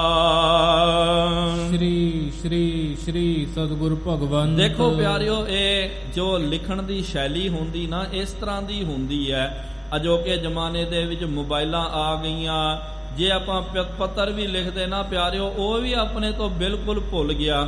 ਅਜੋਕੇ ਜ਼ਮਾਨੇ ਦੇ ਵਿੱਚ ਬੱਚੇ ਨੂੰ ਬੋਲੋ ਕਿ ਬੱਚਾ ਆ ਲੈਟਰ ਲਿਖਣਾ ਕਰ, ਉਹ ਕਹਿੰਦਾ ਕਿ ਭਾਈ ਆਹ ਕੀ ਹੈ, ਕਿ ਲੈਟਰ ਕੀ ਲਿਖਣਾ ਜੀ, ਉਹ ਹੁਣੇ ਮੈਸੇਜ ਕਰ ਦਿਓ, ਫੋਨ ਲਾ ਕਰਕੇ ਗੱਲ ਕਰ ਲਿਓ। ਲੇਕਿਨ ਉਹਨਾਂ ਜ਼ਮਾਨਿਆਂ ਦੇ ਵਿੱਚ ਪਿਆਰਿਓ ਇਹ ਜੇ ਸਾਧਨ ਨਹੀਂ ਸਨ। ਇਹ ਦੇਖੋ ਖਾਸ ਕਰਕੇ ਜਦੋਂ ਆਪਾਂ ਪੜ੍ਹਦੇ ਸੀ ਨਾ ਸਕੂਲਾਂ ਦੇ ਵਿੱਚ, ਇਹ ਸਿਖਾਇਆ ਜਾਂਦਾ ਸੀ ਕਿ ਭਾਈ ਪੱਤਰ ਜਿਹੜਾ ਕਿਸ ਤਰ੍ਹਾਂ ਲਿਖਣਾ, ਅਧਿਕਾਰੀ ਨੂੰ ਕਿਸ ਤਰ੍ਹਾਂ ਲਿਖਣਾ, ਜਾਂ ਆਪਣੇ ਪਰਿਵਾਰ ਵਾਲਿਆਂ ਨੂੰ ਕਿਸ ਤਰ੍ਹਾਂ, ਇਹੋ ਜਿਹੀ ਸ਼ਬਦਾਵਲੀ ਉਹ ਦੱਸੀ ਜਾਂਦੀ ਸੀ। ਫਿਰ ਸਿੱਖਾਂ ਨੇ ਕਿਸ ਤਰ੍ਹਾਂ ਲਿਖਿਆ, ਸ਼੍ਰੀ ਸ਼੍ਰੀ ਸ਼੍ਰੀ ਸਤਿਗੁਰੂ ਸੱਚੇ ਪਾਤਸ਼ਾਹ ਧੰਨ ਸ਼੍ਰੀ ਗੁਰੂ ਅਰਜੁਨ ਦੇਵ ਜੀ ਮਹਾਰਾਜ ਜੀ। ਉਪਕਾਰੀ ਜਗਤਾਰਨ ਸਮਰਥ। ਆਪ ਉਪਕਾਰੀ ਹੋ, ਸਾਰੇ ਜਗਤ ਨੂੰ ਤਾਰਨ ਦੇ ਲਈ ਆਪ ਜੀ ਸક્ષਮ ਹੋ, ਸਮਰੱਥ ਹੋ। ਹਰਿ ਅਵਤਾਰ ਸਹਾਇਕ ਸੰਤ। ਆਪ ਹਰੀ ਪ੍ਰਮਾਤਮਾ ਦੇ ਅਵਤਾਰ ਹੋ ਤੇ ਸਹਾਇਕ ਸੰਤ, ਸੰਤਾਂ ਦੇ ਸਹਾਇਕ ਹੋ। ਲਿਖ ਤੁਮ ਸਭ ਦਿੱਲੀ ਕੀ ਸੰਗਤ। ਫਿਰ ਇਹ ਖਾਸ ਇਹ ਸ਼ਬਦ ਜਿਹੜਾ ਪਿਆਰਿਓ ਲਿਖ ਤੁਮ ਲਿਖਿਆ ਜਾਂਦਾ ਸੀ। ਲਿਖ ਤੁਮ ਦਾ ਮਤਲਬ ਲਿਖਣ ਵਾਲਾ। ਅਸੀਂ ਕੌਣ ਲਿਖ ਰਹੇ ਹਾਂ? ਸਾਰੀ ਦਿੱਲੀ ਦੀਆਂ ਸੰਗਤਾਂ ਮਹਾਰਾਜ ਇਹ ਬਿਨੈ ਪੱਤਰ ਲਿਖ ਰਹੀਆਂ। ਸਤਿਗੁਰ ਕੇ ਸਨਮੁਖ ਅਰਦਾਸ। ਸਤਿਗੁਰੂ ਮਹਾਰਾਜ ਆਪ ਜੀ ਦੇ ਸਨਮੁਖ ਇਹ ਅਰਜੀ ਅਰਦਾਸ ਬੇਨਤੀ ਲਿਖ ਰਹੇ ਹਾਂ ਜੀ। ਸ਼ਾਹ ਦੀਵਾਨ ਸੁਤਾ ਕੋ ਨਾਤਾ। ਅੱਗੇ ਲਿਖਣਾ ਕੀਤਾ ਜਿਹੜਾ ਸ਼ਾਹ ਚੰਦੂ ਜਿਹੜਾ ਨਾ ਉਹਨੇ ਜਿਹੜਾ ਮਹਾਰਾਜ ਆਪਣੇ ਲੜਕੀ ਦਾ ਨਾਤਾ ਭੇਜਿਆ ਗੁਰੂ ਘਰ ਦੇ ਵਿੱਚ। ਭੇਜਿਓ ਹੈ ਤੁਮਾਰੇ ਪਾਸ। ਇਹਨੇ ਜੋ ਆਪ ਜੀ ਦੇ ਕੋਲ ਭੇਜਿਆ ਹੈ ਆਪਣੇ ਲੜਕੀ ਦਾ ਸੱਦਾ ਕੌਰ ਦਾ ਨਾਤਾ। ਆਪ ਹੰਕਾਰੀ ਬਨਿਓ ਚੁਬਾਰਾ। ਮਹਾਰਾਜ ਅਸੀਂ ਅੰਦਰ ਦੀ ਗੱਲ ਦੱਸਦੇ ਆ। ਮਹਾਰਾਜ ਇਹਨੇ ਜਿਹੜਾ ਬਚਨ ਕੀਤਾ ਨਾ ਅਹੰਕਾਰ ਦੇ ਵਿੱਚ ਆ ਕਰਕੇ ਕਹਿੰਦਾ ਕਿ ਮੇਰਾ ਘਰ ਮੇਰੀ ਲੜਕੀ ਜਿਹੜੀ ਆ ਚੁਬਾਰੇ ਦੀ ਇੱਟ ਹੈ। ਤੁਮਹਿ ਕਹਿਓ ਮੋਰੀ ਸੰਕਾ। ਇਹਨੇ ਆਪ ਜੀ ਦਾ ਘਰ ਜਿਹੜਾ ਗੁਰੂ ਘਰ ਨੂੰ ਮੋਰੀ ਦੀ ਸੰਗਿਆ ਦਿੱਤੀ ਤੇ ਕਹਿੰਦਾ ਕਿ ਗੁਰੂ ਘਰ ਤਾਂ ਨਾਲੀ ਹੈ। ਕਿੱਥੇ ਮੈਂ ਚੁਬਾਰਾ ਮੇਰੀ ਲੜਕੀ ਚੁਬਾਰੇ ਦੀ ਸੋਨੇ ਦੀ ਇੱਟ ਤੇ ਤੁਸੀਂ ਕਿੱਥੇ ਗੁਰੂ ਘਰ ਜਿਹੜਾ ਨਾਲੀ ਜਿੱਥੋਂ ਗੰਦਗੀ ਵਗਦੀ ਹੈ ਉਥੇ ਮੇਰੀ ਲੜਕੀ ਦਾ ਰਿਸ਼ਤਾ ਤੈਅ ਕਰਕੇ ਆਏ ਹੋ। ਬਿਨ ਸ਼ਰਦਾ ਤੇ ਮੂਰਖ ਬੋਲੇ। ਇਹਦੇ ਅੰਦਰ ਕੋਈ ਸ਼ਰਦਾ ਨਹੀਂ ਹੈ ਮਹਾਰਾਜ। ਇਹ ਮੂਰਖ ਮਤੀਆ ਹੁਣ ਤੋਂ ਹੀ ਇਹੋ ਜਿਹਾ ਬਚਨ ਕਰਦਾ। ਇਤਿਆਦਿਕ ਨਿੰਦਾ ਕਰ ਰਾ। ਇਤਿਆਦਿਕ ਇਹਨੇ ਮਹਾਰਾਜ ਔਰ ਵੀ ਬਹੁਤ ਸਾਰੀ ਨਿੰਦਿਆ ਕੀਤੀ ਹੈ। ਅਸੀਂ ਆਪ ਜੀ ਨੂੰ ਕਿੱਥੋਂ ਤੱਕ ਦੱਸਣਾ ਕਰੀਏ। ਹਮਕੋ ਨਹਿ ਸੁਖਾਏ ਤਿਸ ਕਹਿਬੋ। ਇਹਨੇ ਜਿਹੜਾ ਬਚਨ ਕੀਤਾ ਨਾ ਮਹਾਰਾਜ ਸਾਨੂੰ ਚੰਗਾ ਨਹੀਂ ਲੱਗਿਆ। ਬਸ ਨਹਿ ਚਲਿਓ ਸੋ ਲਿਖਿਓ ਬਿਰਤਾ। ਸਾਡਾ ਕੀ ਬਸ ਚੱਲ ਸਕਦਾ। ਉਹਦਾ ਇਹ ਮਹਾਰਾਜ ਇਥੋਂ ਦਾ ਬਹੁਤ ਵੱਡਾ ਅਧਿਕਾਰੀ ਹੈ। ਉਹਦੇ ਅੱਗੇ ਸਾਡਾ ਤਾਂ ਬਸ ਚੱਲਦਾ ਤਾਂ ਉਹਨੂੰ ਅਸੀਂ ਉੱਥੇ ਹੀ ਝਟਕਾ ਦਿੰਦੇ ਕੋਈ ਆਮ ਬੰਦਾ ਹੁੰਦਾ। ਲੇਕਿਨ ਹੈ ਵੱਡਾ ਬੰਦਾ ਮਹਾਰਾਜ ਉਹਨੂੰ ਅਸੀਂ ਕੁਛ ਨਹੀਂ ਕਰ ਸਕਦੇ ਆ। ਸਾਡਾ ਕੋਈ ਚਾਰਾ ਨਹੀਂ ਚੱਲ ਰਿਹਾ ਕੋਈ ਬਸ ਨਹੀਂ ਚੱਲ ਰਿਹਾ। ਸੁਤਾ ਨਾ ਸਾਕਤ ਕੀ ਤੁਮ ਲੈ ਜੋ। ਇਸ ਕਰਕੇ ਮਹਾਰਾਜ ਅਸੀਂ ਆਪ ਜੀ ਨੂੰ ਬੇਨਤੀ ਕਰ ਰਹੇ ਹਾਂ ਮਹਾਰਾਜ ਇਹ ਪਾਪੀ ਦੀ ਲੜਕੀ ਦਾ ਰਿਸ਼ਤਾ ਆਪ ਜੀ ਨਾ ਲੈਣਾ ਕਰੋ। ਇਹ ਸੰਗਤ ਕੋ ਇਹ ਮਤਾ। ਇਹ ਸਾਰੀ ਸੰਗਤ ਦਾ ਮਤਾ ਹੈ ਮਹਾਰਾਜ। ਅਸੀਂ ਆਪ ਜੀ ਨੂੰ ਬੇਨਤੀ ਕਰਦੇ ਹਾਂ ਇਹ ਸਾਡੀ ਬੇਨਤੀ ਪ੍ਰਵਾਨ ਕੀਤੀ ਜਾਵੇ। ਪਠਿਓ ਦੂਤ ਤੂਰਨ ਚਲ ਪਹੁੰਚੋ। ਇੱਕ ਦੂਤ ਜਿਹੜਾ ਉਹਨੂੰ ਫਿਰ ਆ ਪੱਤਰ ਦੇ ਕਰਕੇ ਭੇਜਿਆ ਕਿ ਤੂੰ ਹੁਣ ਤੁਰੰਤ ਚੱਲ ਕੇ ਜਾ। ਜਬ ਲਓ ਬਿਪਰ ਨ ਤਿਲਕ ਕਢਨ। ਹੁਣ ਤੱਕ ਦਾ ਰਿਸ਼ਤਾ ਜਿਹੜਾ ਪੱਕਾ ਨਹੀਂ ਹੋਇਆ। ਹੁਣ ਤੱਕ ਤਾਂ ਗੱਲਬਾਤ ਹੀ ਹੋਈ ਹੈ। ਜੇ ਆ ਪੰਡਤਾਂ ਦਾ ਟੋਲਾ ਜਿਹੜਾ ਪਹਿਲੇ ਪਹੁੰਚ ਗਿਆ ਜੇ ਰਿਸ਼ਤਾ ਹੋ ਗਿਆ ਤਿਲਕ ਲੱਗ ਗਿਆ ਜੇ ਫਿਰ ਉਥੇ ਸ਼ਗਨਾਂ ਦਾ ਤਿਲਕ ਲੱਗ ਗਿਆ ਫਿਰ ਬੜਾ ਮੁਸ਼ਕਿਲ ਹੋ ਜਾਵੇਗਾ। ਫਿਰ ਮਹਾਰਾਜ ਜੀ ਵੀ ਚਾਹ ਕਰਕੇ ਇਹਨੂੰ ਤੋੜ ਨਹੀਂ ਸਕਦੇ। ਇਸ ਕਰਕੇ ਭਾਈ ਉਹਨਾਂ ਦੇ ਪਹੁੰਚਣ ਤੋਂ ਪਹਿਲਾਂ ਹੀ ਤੂੰ ਪਹੁੰਚ ਜਾ। ਤਬ ਲਓ ਸੁਨ ਦੇਹੁ ਸ਼੍ਰੀ ਸਤਿਗੁਰ ਕੋ। ਉਹ ਤੋਂ ਪਹਿਲਾਂ ਹੀ ਜਾ ਕਰਕੇ ਸਤਿਗੁਰੂ ਮਹਾਰਾਜ ਜੀ ਨੂੰ ਇਹ ਸਾਡਾ ਪੱਤਰ ਜਿਹੜਾ ਤੂੰ ਦੇ ਦੇਣਾ ਕਰ। ਜਥਾ ਦੁਸ਼ਟ ਜਾਣਹਿ ਭਗਵੰਤ। ਜਿਸ ਤਰ੍ਹਾਂ ਇਹ ਦੁਸ਼ਟ ਜਿਹੜਾ ਸਤਿਗੁਰੂ ਮਹਾਰਾਜ ਜੀ ਨੂੰ ਜਾਣਦਾ ਜੋ ਇਹਦੀ ਨਿਗਾਹ ਦੇ ਵਿੱਚ ਸਤਿਗੁਰੂ ਮਹਾਰਾਜ ਜੀ ਨੂੰ ਇਹਨੇ ਤਰ੍ਹਾਂ ਤਰ੍ਹਾਂ ਦੇ ਦੋਸ਼ ਲਾਏ। ਮਹਾਰਾਜ ਨੂੰ ਵੀ ਪਤਾ ਚੱਲ ਜਾਣਾ ਚਾਹੀਦਾ ਕਿ ਉਹ ਸਾਨੂੰ ਕਿਹੜੀ ਨਿਗਾਹ ਦੇ ਨਾਲ ਵੇਖ ਰਿਹਾ ਹੈ ਕਰਕੇ। ਪਠੇ ਦੀਵਾਨ ਵਿਪਰ ਅਰਨਾਉ। ਫਿਰ ਇਸ ਤਰ੍ਹਾਂ ਫਿਰ ਦੀਵਾਨ ਜਿਹੜਾ ਉਹਦਾ ਤੇ ਵਿਪਰ ਦੂਜੇ ਪਾਸੇ ਪਿਆਰਿਓ ਹੋਣਾ। ਇੱਥੇ ਤਾਂ ਸੰਗਤਾਂ ਨੇ ਆਪਣਾ ਬੰਦਾ ਭੇਜ ਦਿੱਤਾ। ਦੂਜੇ ਪਾਸੇ ਆ ਚੰਦੂ ਪਾਪੀ ਨੇ ਵੀ ਫਿਰ ਆਪਣੇ ਜਿਹੜੇ ਨਾਈ ਜਿਹੜੇ ਹੁੰਦੇ ਹਨ ਕਿਉਂਕਿ ਉਹਨਾਂ ਜ਼ਮਾਨਿਆਂ ਦੇ ਵਿੱਚ ਇਹੋ ਜਿਹਾ ਲਗਨ ਸ਼ਗਨ ਦਾ ਕੰਮ ਜਿਹੜਾ ਹੈ ਉਹਦੇ ਥੱਲੇ ਕੰਮ ਕਰਨ ਵਾਲੇ ਨਾਈ ਹੋਇਆ ਕਰਦੇ ਸਨ ਤੇ ਬਾਮਣਾ ਨੂੰ ਤੇ ਨਾਈ ਨੂੰ ਉਹਨੇ ਭੇਜਣਾ ਕੀਤਾ। ਭਈ ਛੀਕ ਚਲਤੇ ਅਗਵਾ। ਹੁਣ ਦੇਖੋ ਕਵੀ ਰਾਜ ਜੀ ਦੀ ਵੀ ਪਿਆਰਿਓ ਬਹੁਤ ਜ਼ਿਆਦੀ ਇੱਥੇ ਉਪਮਾ ਹੈ। ਕੋਈ ਵੀ ਚੀਜ਼ ਨੂੰ ਫਿਰ ਇੱਕਦਮ ਸਿਰੇ ਤੱਕ ਲੈ ਕੇ ਜਾਂਦੇ ਹਨ। ਚੰਗਾ ਕੰਮ ਕਰਨਾ ਤੇ ਉਹਦਾ ਇੰਨਾ ਜਸ ਕਰਦੇ ਕਹਿ ਦਿੰਦੇ ਕਿ ਭਾਈ ਬੜੇ ਸ਼ਗਨ ਹੋ ਰਿਹਾ।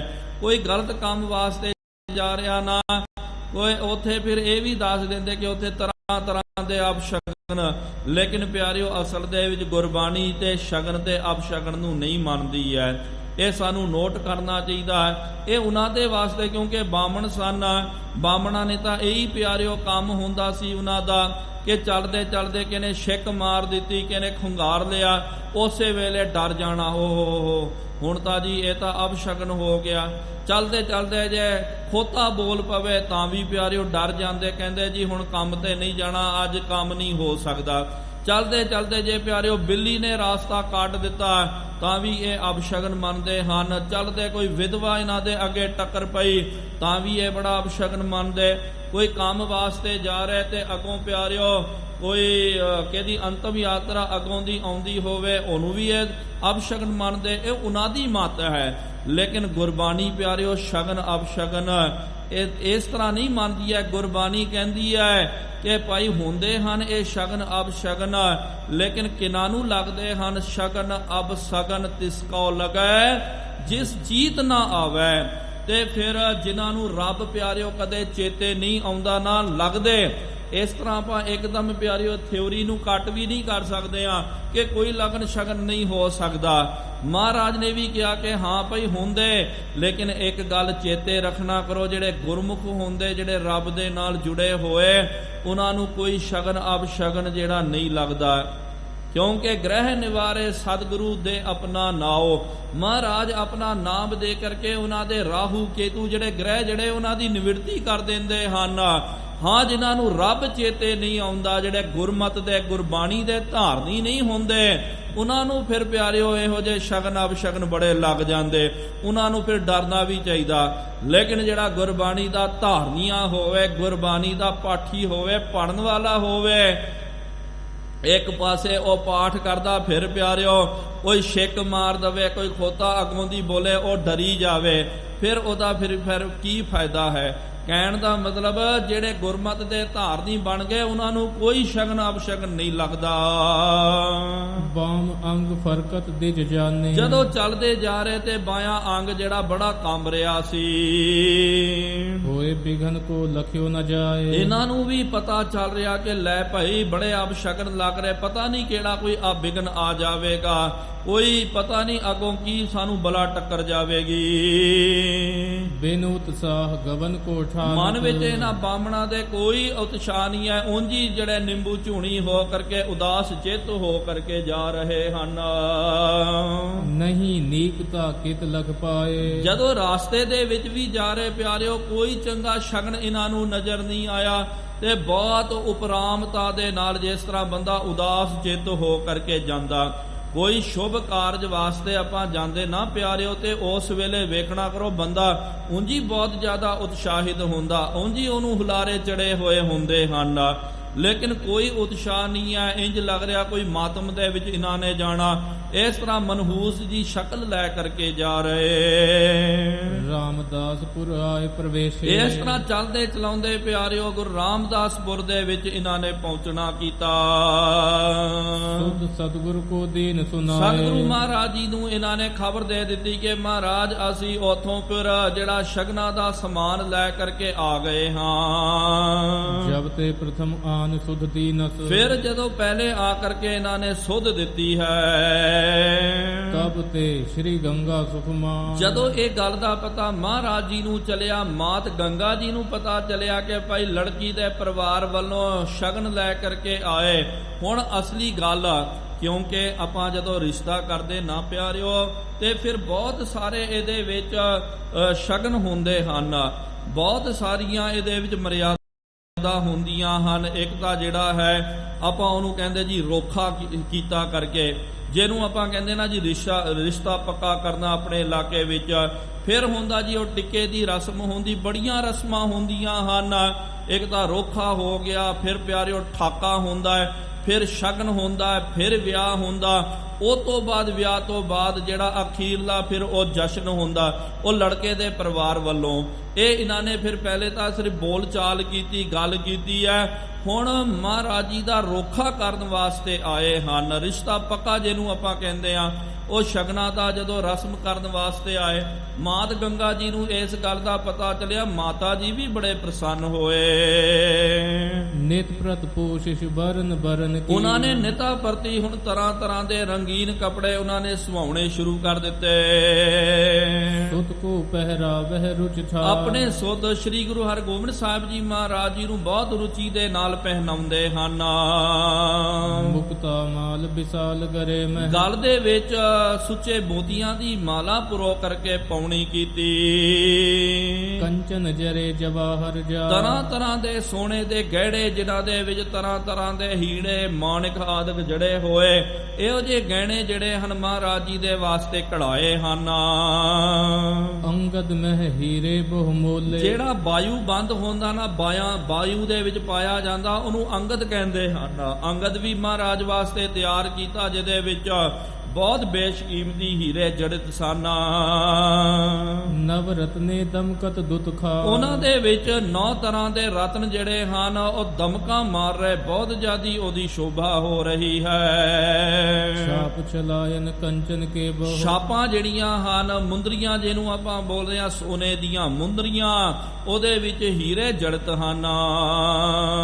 ਖਚੇ ਰਤਨ ਸੁੰਦਰ ਕਰਮਾ ਸੋਹਣੇ ਰਤਨ ਉਹਦੇ ਵਿੱਚ ਖਚਿਤ ਹਨ ਬਹੁਤ ਜ਼ਿਆਦੀ ਜਿਨ੍ਹਾਂ ਗਹਿਣਿਆਂ ਦੀ ਸ਼ੋਭਾ ਹੋ ਰਹੀ ਹੈ। ਅੰਕ ਬਿਠਾਏ ਪਦਨ ਕੋ ਦੇਖਤ ਹੁਣ ਸਤਿਗੁਰੂ ਮਹਾਰਾਜ ਜੀ ਨੂੰ ਤਿਆਰ ਪਰ ਤਿਆਰ ਕਰਕੇ ਬਾਲਕ ਸਤਿਗੁਰੂ ਮਹਾਰਾਜ ਜੀ ਨੂੰ ਮਾਤ ਗੰਗਾ ਜੀ ਆਪਣੀ ਗੋਦੀ ਦੇ ਵਿੱਚ ਆਪਣੇ ਕੁਛੜ ਵਿੱਚ ਬਿਠਾ ਕਰਕੇ ਵੇਖਦੇ ਤੇ ਬਾਰ-ਬਾਰ ਵਾਰੇ ਜਾਂਦੇ ਬਲਹਾਰੇ ਜਾਂਦੇ। ਕਰਤ ਦੁਲਾਰ ਮੋਦ ਉਪਜਾ ਬਹੁਤ ਪ੍ਰੇਮ ਦੇ ਨਾਲ ਗੁਰ ਹਰਗੋਬਿੰਦ ਸਾਹਿਬ ਜੀ ਮਹਾਰਾਜ ਜੀ ਨੂੰ ਮੋਦ ਕਰਦੇ ਬਹੁਤ ਜ਼ਿਆਦਾ ਲਾਡ ਲਡਾਉਂਦੇ ਹਨ। ਰਲੀਆਂ ਕਰਹਿ ਨਵੀ ਨਿਤ ਬਹੁਤੀ ਇਸ ਤਰ੍ਹਾਂ ਨਵੀਆਂ ਨਵੀਆਂ ਰਲੀਆਂ ਕਰ ਰਹੇ। ਤ੍ਰਿਆ ਵਧਾਈ ਆਵਤ ਪ੍ਰਾਹ ਜਦੋਂ ਔਰਤਾਂ ਨੂੰ ਇਸਤਰੀਆਂ ਨੂੰ ਕੁਲ ਬਧੂਤੀਆਂ ਨੂੰ ਜਦੋਂ ਪਤਾ ਚੱਲਦਾ ਹੈ ਕਿ ਭਾਈ ਹੁਣ ਸਤਿਗੁਰੂ ਮਹਾਰਾਜ ਜੀ ਦਾ ਜਿਹੜਾ ਹੈ ਸ਼ਗਨਾਂ ਦੀ ਰਸਮ ਹੋਣ ਵਾਲੀ ਹੈ ਉਹ ਆ ਕਰਕੇ ਮਾਤਾ ਜੀ ਨੂੰ ਵਧਾਈਆਂ ਦਿੰਦੇ ਹਨ। ਕਹਿੰਦੇ ਮਾਤ ਗੰਗਾ ਜੀ ਆਪ ਜੀ ਨੂੰ ਵਧਾਈਆਂ ਹੋਣ ਆਪ ਜੀ ਨੂੰ ਨੂੰਹ ਰਾਣੀ ਮੁਬਾਰਕ ਹੋਵੇ ਕਰਕੇ। ਤੇਗ ਆਸ਼ੀਖਾ ਨੰਦਨ ਤੇਰੋ ਨਾਲ ਇਹ ਆਸ਼ੀਰਵਾਦ ਦਿੰਦੇ ਕਹਿੰਦੇ ਮਾਤਾ ਜੀ ਆਪ ਜੀ ਦਾ ਨੰਦਨ ਭਾਵ ਕੇ ਸ੍ਰੀ ਗੁਰੂ ਹਰਗੋਬਿੰਦ ਸਾਹਿਬ ਜੀ ਮਹਾਰਾਜ ਜੁਗ ਜੁਗ ਜੀਵ ਦੁਖ ਕਬ ਨਾ ਇਹ ਜੁਗਾ ਜੁਗਾਂਤਰਾਂ ਤੱਕ ਇਹ ਜੀਵਿਤ ਰਹਿਣ ਇਹਨਾਂ ਦੀ ਆਰਵਲਾ ਬਹੁਤ ਵੱਡੀ ਹੋਵੇ ਤੇ ਨਾਲ ਇਹਨਾਂ ਨੂੰ ਕੋਈ ਦੁੱਖ ਆ ਕਰਕੇ ਕੋਈ ਪੀੜਾ ਸੰਤਾਪ ਆ ਕਰਕੇ ਨਾ ਲੱਗਣਾ ਕਰੇ।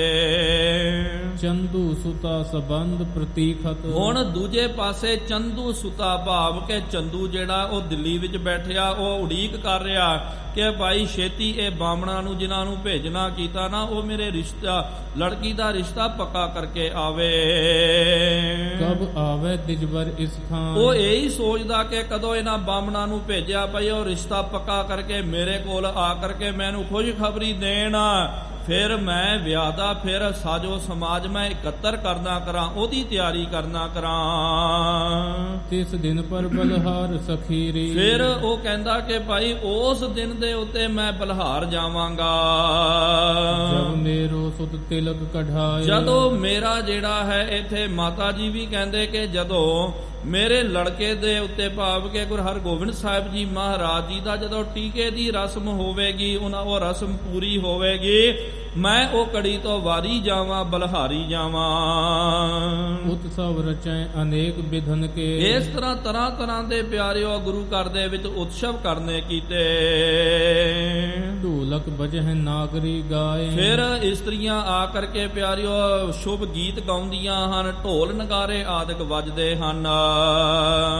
ਜਗ ਗੁਰ ਬਖਸ਼ਿਸ਼ ਦੀਨਨ ਕਰਹਿ ਇਸ ਤਰ੍ਹਾਂ ਸਾਰੇ ਕਹਿੰਦੇ ਕਿ ਸਤਿਗੁਰੂ ਮਹਾਰਾਜ ਜੀ ਦੀ ਇਹ ਆਪ ਕਿਰਪਾ ਦੇ ਨਾਲ ਮਚਹਿ ਕੁਲਾਹਲ ਨਰ ਸਮੁਦਾਇ ਸਾਰੇ ਲੋਕ ਆ ਕਰਕੇ ਵਧਾਈਆਂ ਦਿੰਦੇ ਹਨ ਇਹ ਉਤਸਵ ਦੇ ਵਿੱਚ ਸ਼ਾਮਿਲ ਹੋ ਰਹੇ ਹਨ।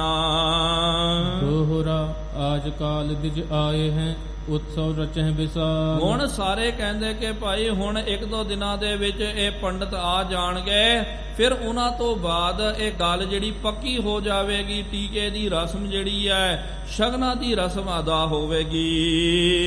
ਇਮ ਸਖੀਨ ਮਹਿ ਬੈਠ ਕਰ ਗੰਗਾ ਚਹਿ ਉਤਾਰ ਇਸ ਤਰ੍ਹਾਂ ਮਾਤ ਗੰਗਾ ਜੀ ਆਪਣੀਆਂ ਸਖੀਆਂ ਦੇ ਵਿੱਚ ਬੈਠ ਕਰਕੇ ਬਹੁਤ ਉਹ ਘੜੀ ਦੀ ਉਡੀਕ ਕਰ ਰਹੇ ਪ੍ਰਤੀਖਣਾ ਕਰ ਰਹੇ ਕਿ ਉਹ ਘੜੀ ਕਦੋਂ ਆਵੇ ਮੈਂ ਉਹ ਘੜੀ ਤੋਂ ਵਾਰੀ ਜਾਵਾਂ ਬਲਹਾਰੀ ਜਾਵਾਂ। ਸਵਈਆ ਚੰਦ ਦਿਜ ਦਿੱਲੀ ਤੇ ਆਏ ਸੁਧਾ ਹੁਣ ਇਸ ਤਰ੍ਹਾਂ ਮਾਤਾ ਜੀ ਪਿਆਰਿਓ ਇੱਥੇ ਪੂਰੀ ਤਿਆਰੀ ਦੇ ਵਿੱਚ ਬੈਠੇ ਹੋਏ ਦੂਜੇ ਪਾਸੋਂ ਉਹ ਜਿਹੜੇ ਪੰਡਤ ਉਹਨਾਂ ਦਾ ਟੋਲਾ ਚੱਲ ਕਰਕੇ ਦਿੱਲੀ ਤੋਂ ਆਇਆ ਅੰਮ੍ਰਿਤਸਰ ਸਾਹਿਬ ਦੇ ਵਿੱਚ। श्री अर्जन सुन कह कह दी ਜਦੋਂ ਸ੍ਰੀ ਗੁਰੂ ਅਰਜਨ ਦੇਵ ਜੀ ਮਹਾਰਾਜ ਜੀ ਨੂੰ ਇਸ ਗੱਲ ਦਾ ਪਤਾ ਚੱਲਿਆ ਤੇ ਮਹਾਰਾਜ ਜੀ ਨੇ ਸੇਵਕਾਂ ਨੂੰ ਭੇਜਿਆ। गमन उदास जथोचित सेवा ਇੱਕ ਸੇਵਕਾਂ ਦਾ ਜਥਾ ਉਹਨਾਂ ਦੇ ਕੋਲ ਭੇਜਿਆ, ਕਿਹਾ ਕਿ ਭਾਈ ਉਹ ਜਿਹੜੇ ਰਿਸ਼ਤਾ ਲੈ ਕਰਕੇ ਸ਼ਗਨਾਂ ਦੀ ਰਸਮ ਲੈ ਕਰਕੇ ਆ ਰਹੇ, ਜਾਓ ਜਾ ਕਰਕੇ ਉਹਨਾਂ ਦੀ ਸੇਵਾ ਕਰਨਾ ਕਰੋ, ਕੋਈ ਚੀਜ਼ ਦੀ ਕਮਤਰਤਾ ਨਾ ਰਵੇ। करहूं भलो जैसो चित चीज ਜਿਸ ਤਰ੍ਹਾਂ ਤੁਹਾਨੂੰ ਚਾਹੀਦਾ ਨਾ, ਜਿਸ ਤਰ੍ਹਾਂ ਉਹਨਾਂ ਦਾ ਆਪਾਂ ਮਾਨ ਸਨਮਾਨ ਕਰ ਸਕਦੇ ਆ, ਉਸ ਤਰ੍ਹਾਂ ਤੁਸੀਂ ਉਹਨਾਂ ਦਾ ਮਾਨ ਸਤਿਕਾਰ ਕਰਨਾ, ਜੀ ਆਇਆਂ ਨੂੰ ਕਹਿਣਾ ਹੈ।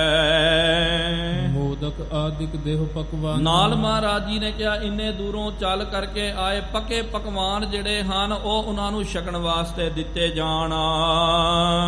सूखम चावर कृत मलही ਨਾਲ ਕੱਚੀ ਰਸ ਜਿਹੜੀ ਹੈ, ਵਧੀਆ ਚੌਲ ਜਿਹੜਾ, ਘਿਓ ਆਦਿਕ ਜਿਹੜਾ, ਉਹ ਸਾਰਾ ਰਾਸ਼ਨ ਜਿਹੜਾ ਉਹਨਾਂ ਦੇ ਖੇਮੇ ਤੱਕ ਪਹੁੰਚਾਇਆ ਜਾਵੇ।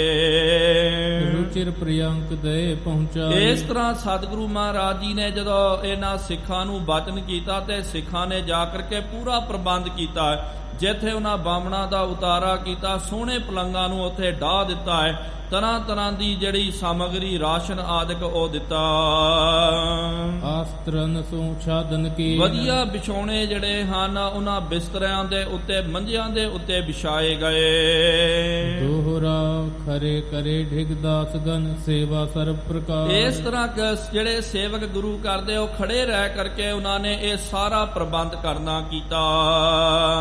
करवाई श्री सतगुरु लख लौकिक ਇਹ विवाह ਲੌਕਿਕ ਵਿਵਹਾਰ ਜਾਣ ਕਰਕੇ ਸਤਿਗੁਰੂ ਸੱਚੇ ਪਾਤਸ਼ਾਹ ਜੀ ਮਹਾਰਾਜ ਜੀ ਨੇ ਇਹ ਕਰਾਉਣਾ ਕੀਤਾ। ਇਹ ਪਿਆਰਿਓ ਕੋਈ ਧਾਰਮਿਕ ਜਿਹੜਾ ਵਿਵਹਾਰ ਦੀਆਂ, ਇਹ ਲੌਕਿਕ ਵਿਵਹਾਰ ਹੈ। ਪਾਰਿਵਾਰਿਕ ਜਿਹੜੇ ਸੰਬੰਧ ਹਨ ਇਹ ਲੌਕਿਕ ਮਰਿਆਦਾ ਨੂੰ ਪੂਰੀ ਕਰਨ ਵਾਸਤੇ ਮਹਾਰਾਜ ਜੀ ਨੇ ਇਹ ਕੰਮ ਕਰਨਾ ਕੀਤਾ। एक श्री गुरु प्रताप सूरज ग्रंथ चतुर्थ रासे सगाई को प्रसंग वर्णनम नाम तीसरो अंशु दोहरा गमनी सुधा गंगा निकट लागी सो अब आए। ਇਸ ਤਰ੍ਹਾਂ ਇਹ ਜਿਹੜੀ ਖਬਰ ਜਿਹੜੀ ਹੈ ਚੱਲ ਕਰਕੇ ਮਾਤ ਗੰਗਾ ਜੀ ਨੂੰ ਜਦੋਂ ਪ੍ਰਾਪਤ ਹੋਈ, ਕਿਸੇ ਨੇ ਜਾ ਕਰਕੇ ਮਾਤਾ ਜੀ ਨੂੰ ਦੱਸਣਾ ਕੀਤਾ, ਕਿਹਾ ਮਾਤਾ ਜੀ ਉਹ ਲਾਗੀ ਜਿਹੜੇ ਹਨ ਉਹ ਸ਼ਗਨਾਂ ਦੀ ਰਸਮ ਲੈ ਕਰਕੇ ਆਏ ਹਨ। श्री जग गुर सो बूझ के उत्सव कीन सुहा ਮਾਤਾ ਗੰਗਾ ਜੀ ਨੇ ਆ ਕਰਕੇ ਸਤਿਗੁਰੂ ਮਹਾਰਾਜ ਜੀ ਤੋਂ ਆਗਿਆ ਲਈ ਕਿ ਮਹਾਰਾਜ ਹੁਣ ਅਸੀਂ ਉਤਸਵ ਕਰ ਸਕਦੇ ਕਿ ਨਹੀਂ ਕਰ ਸਕਦੇ। ਮਹਾਰਾਜ ਨੇ ਕਿਹਾ ਕੋਈ ਗੱਲ ਨਹੀਂ ਹੈ ਭਾਈ, ਤੁਸੀਂ ਉਤਸਵ ਕਰਨਾ ਕਰੋ। ਉਹਨਾਂ ਦੀ ਆਗਿਆ ਲੈ ਕਰਕੇ ਘਰ ਦੇ ਵਿੱਚ ਵਧਾਈਆਂ, ਘਰ ਦੇ ਵਿੱਚ ਉਤਸਵ ਕਰਨਾ ਕੀਤਾ।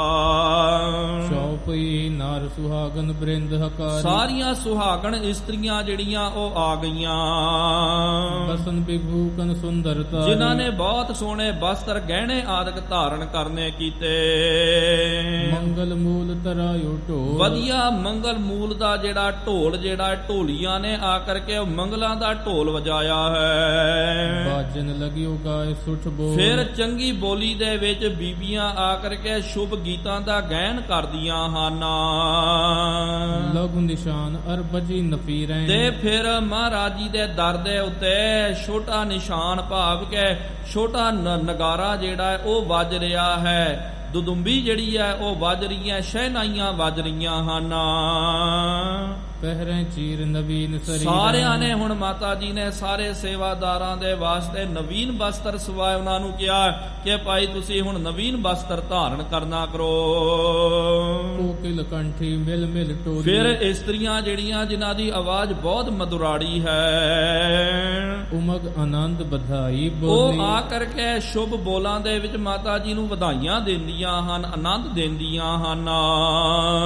ਮਾਨ ਸੌ ਗੁਨੀ ਸੀਸ ਚੜ੍ਹਾ ਮਾਤਾ ਜੀ ਵੀ ਉਹਨਾਂ ਦੀ ਵਧਾਈ 100 ਗੁਣੀ ਆਪਣੇ ਸੀਸ ਤੇ ਚੜਾਉਂਦੀਆਂ, ਭਾਵ ਕਿ ਉਹਨਾਂ ਨੇ ਵਧਾਈ ਦਿੱਤੀ ਤੇ ਮਾਤਾ ਜੀ ਨੇ ਵੀ ਬੜਾ ਸਤਿਕਾਰ ਕੀਤਾ। ਕੋਈ ਗੱਲ ਨਹੀਂ ਹੈ ਜੀ, ਤੁਸੀਂ ਵਧਾਈਆਂ ਇੱਕ ਦਿੱਤੀਆਂ, ਉਹਨੂੰ 100 ਦਰਜਾ ਵਧਾ ਕਰਕੇ ਅਸਾਂ ਨੇ ਸਵੀਕਾਰ ਕੀਤਾ।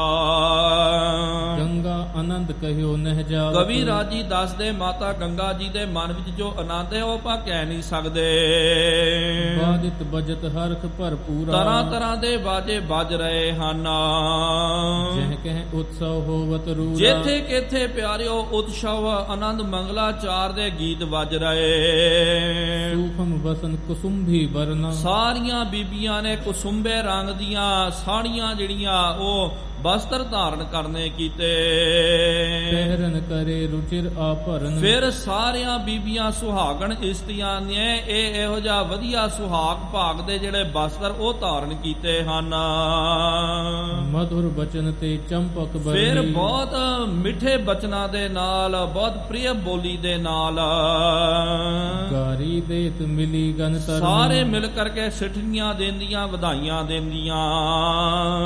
ਪੂਰਨ ਭਵਨ ਪਇਓ ਮੁਦ ਥਾਨ। ਇਸ ਤਰ੍ਹਾਂ ਗੁਰੂ ਘਰ ਦੇ ਵਿੱਚ ਮਹਾਰਾਜ ਜੀ ਦਾ ਜਿੱਥੇ ਨਿਵਾਸ ਅਸਥਾਨ ਸੀ ਉੱਥੇ ਪਿਆਰਿਓ ਸਾਰਾ ਘਰ ਜਿਹੜਾ ਲਬਾ ਲਬ ਖਚਾ ਖਚ ਭਰ ਗਿਆ। ਸਾਰੇ ਜਿਹੜੇ ਹਨ ਪਰਿਵਾਰ ਦੇ ਮੈਂਬਰ ਜਿਹੜੇ ਹਨ ਰਿਸ਼ਤੇਦਾਰ ਉਹ ਆ ਗਏ ਘਰ ਦੇ ਵਿੱਚ। ਸਭ ਹਿਨ ਕੋ ਗੰਗਾ ਸਨਮਾਨ। ਮਾਤ ਗੰਗਾ ਜੀ ਸਾਰਿਆਂ ਦਾ ਮਾਨ ਸਨਮਾਨ ਕਰਦੇ। ਮ੍ਰਿਦੁਲ ਗਿਰਾ ਤੇ ਨਿਕਟ ਬਿਠਾਵਤ। ਬਹੁਤ ਪ੍ਰੇਮ ਦੇ ਨਾਲ ਜਿਹੜਾ ਵੀ ਆਉਂਦਾ ਨਾ ਉਹਨੂੰ ਪ੍ਰੇਮ ਨਾਲ ਕਹਿੰਦੇ ਜੀ ਆਓ ਜੀ ਬੈਠੋ ਸਾਡੇ ਨਾਲ ਬੈਠੋ। ਉਹਨਾਂ ਦਾ ਬੜਾ ਆਦਰ ਮਾਨ ਕਰਦੇ। ਉਮਗ ਉਮਗ ਸਗਰੀ ਤ੍ਰਿਯ ਗਾਵਤ। ਹੁਣ ਸਾਰੀਆਂ ਇਸਤਰੀਆਂ ਬੀਬੀਆਂ ਉਮਗ ਉਮਗ ਕਰਕੇ ਸ਼ੁਭ ਗੀਤ ਗਾਉਂਦੀਆਂ। ਕਹੇ ਬ੍ਰਿੰਦ ਨਰ ਨਾਰੀ ਐਸੇ। ਸਾਰੇ ਮਨੁੱਖ ਤੇ ਇਸਤਰੀਆਂ ਇਹ ਬਚਨ ਕਰਦੀਆਂ ਇਹ ਕਹਿੰਦੀਆਂ। ਬਿਤਹਿ ਜਾਮਨੀ ਤੂਰਨ ਕੈਸੇ। ਸਾਰੇ ਕਹਿੰਦੇ ਕਿ ਭਾਈ ਉਹ ਸ਼ਗਨਾਂ ਦੀ ਸੁਹਾਗ ਕੜੀ ਕਦੋਂ ਆਵੇ। ਇਹ ਰਾਤ ਕਦੋਂ ਬਤੀਤ ਹੋਵੇ ਅਗਲਾ ਦਿਨ ਕਦੋਂ ਚੜ ਕੇ ਆਵੇ। ਭੂਤ ਪ੍ਰਾਤ ਕੇ ਉਤਸਵ ਨਾਨਾ। ਕਿਉਂਕਿ ਪ੍ਰਾਤ ਦੇ ਵਿੱਚ ਅਗਲੇ ਦਿਨ ਤਰ੍ਹਾਂ ਤਰ੍ਹਾਂ ਦੇ ਉਤਸਵ ਕਰਨਾ ਸ਼ਗਨਾਂ ਦੀ ਘੜੀ ਆਵੇਗੀ। ਮੰਗਲ ਕੌਤਿਕ ਪਿਖਹਿ ਮਹਾਨਾ। ਆਪਾਂ ਬਹੁਤ ਤਰ੍ਹਾਂ ਦਾ ਇਹ ਮੰਗਲ ਦਾ ਕੌਤਕ ਜਿਹੜਾ ਆਪਾਂ ਨੇ ਵੇਖਣਾ ਹੈ। ਸਭ ਤੇ ਹੈ ਬੜ ਭਾਗ ਹਮਾਰੇ। ਸਾਰੇ ਕਹਿੰਦੇ ਜੀ ਸਾਰਿਆਂ ਤੋਂ ਵਡਭਾਗ ਸਾਡੇ ਹਨ ਜੋ ਸਾਹਿਬਜ਼ਾਦਾ ਸਤਿਗੁਰੂ ਗੁਰੂ ਹਰਗੋਬਿੰਦ ਸਾਹਿਬ ਜੀ ਮਹਾਰਾਜ ਜੀ ਦੇ ਸ਼ਗਨਾਂ ਨੂੰ ਆਪਾਂ ਨੇ ਅੱਖਾਂ ਦੇ ਨਾਲ ਵੇਖਣਾ ਕੀਤਾ।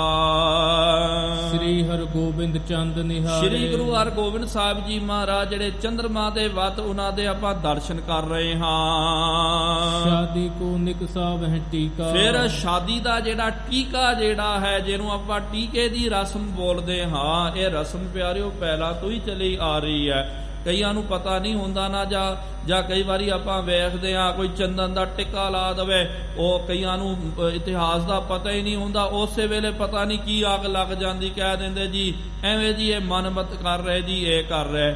ਨਹੀਂ ਪਿਆਰਿਓ ਇਹ ਲੌਕਿਕ ਰੀਤੀ ਹੈ। ਇਹ ਲੌਕਿਕ ਰੀਤੀ ਪਹਿਲੇ ਤੋਂ ਹੀ ਚਲੀ ਆ ਰਹੀ ਹੈ। ਟੀਕੇ ਦੀ ਰਸਮ ਸਾਡੇ ਕੋਲ ਆਪਣੇ ਇਲਾਕੇ ਦੇ ਵਿੱਚ ਹੁਣ ਵੀ ਪਿਆਰਿਓ ਵਿਆਹ ਸ਼ਾਦੀਆਂ ਦੇ ਵਿੱਚ ਉਹੀ ਜਿਹੜੀ ਮਰਿਆਦਾ ਜਿਹੜੀ ਲੌਕਿਕ ਮਰਿਆਦਾ ਜਾਂ ਗੁਰਮਤ ਦੀ ਮਰਿਆਦਾ ਉਹ ਦੋਵੇਂ ਮਰਿਆਦਾ ਨੂੰ ਅਸੀਂ ਉਹ ਜਿਹੜਾ ਫਾਲੋ ਕਰਦੇ ਆ ਉਸ ਮੁਤਾਬਕ ਆਪਣੇ ਕੰਮ ਕਰਦੇ ਹਾਂ।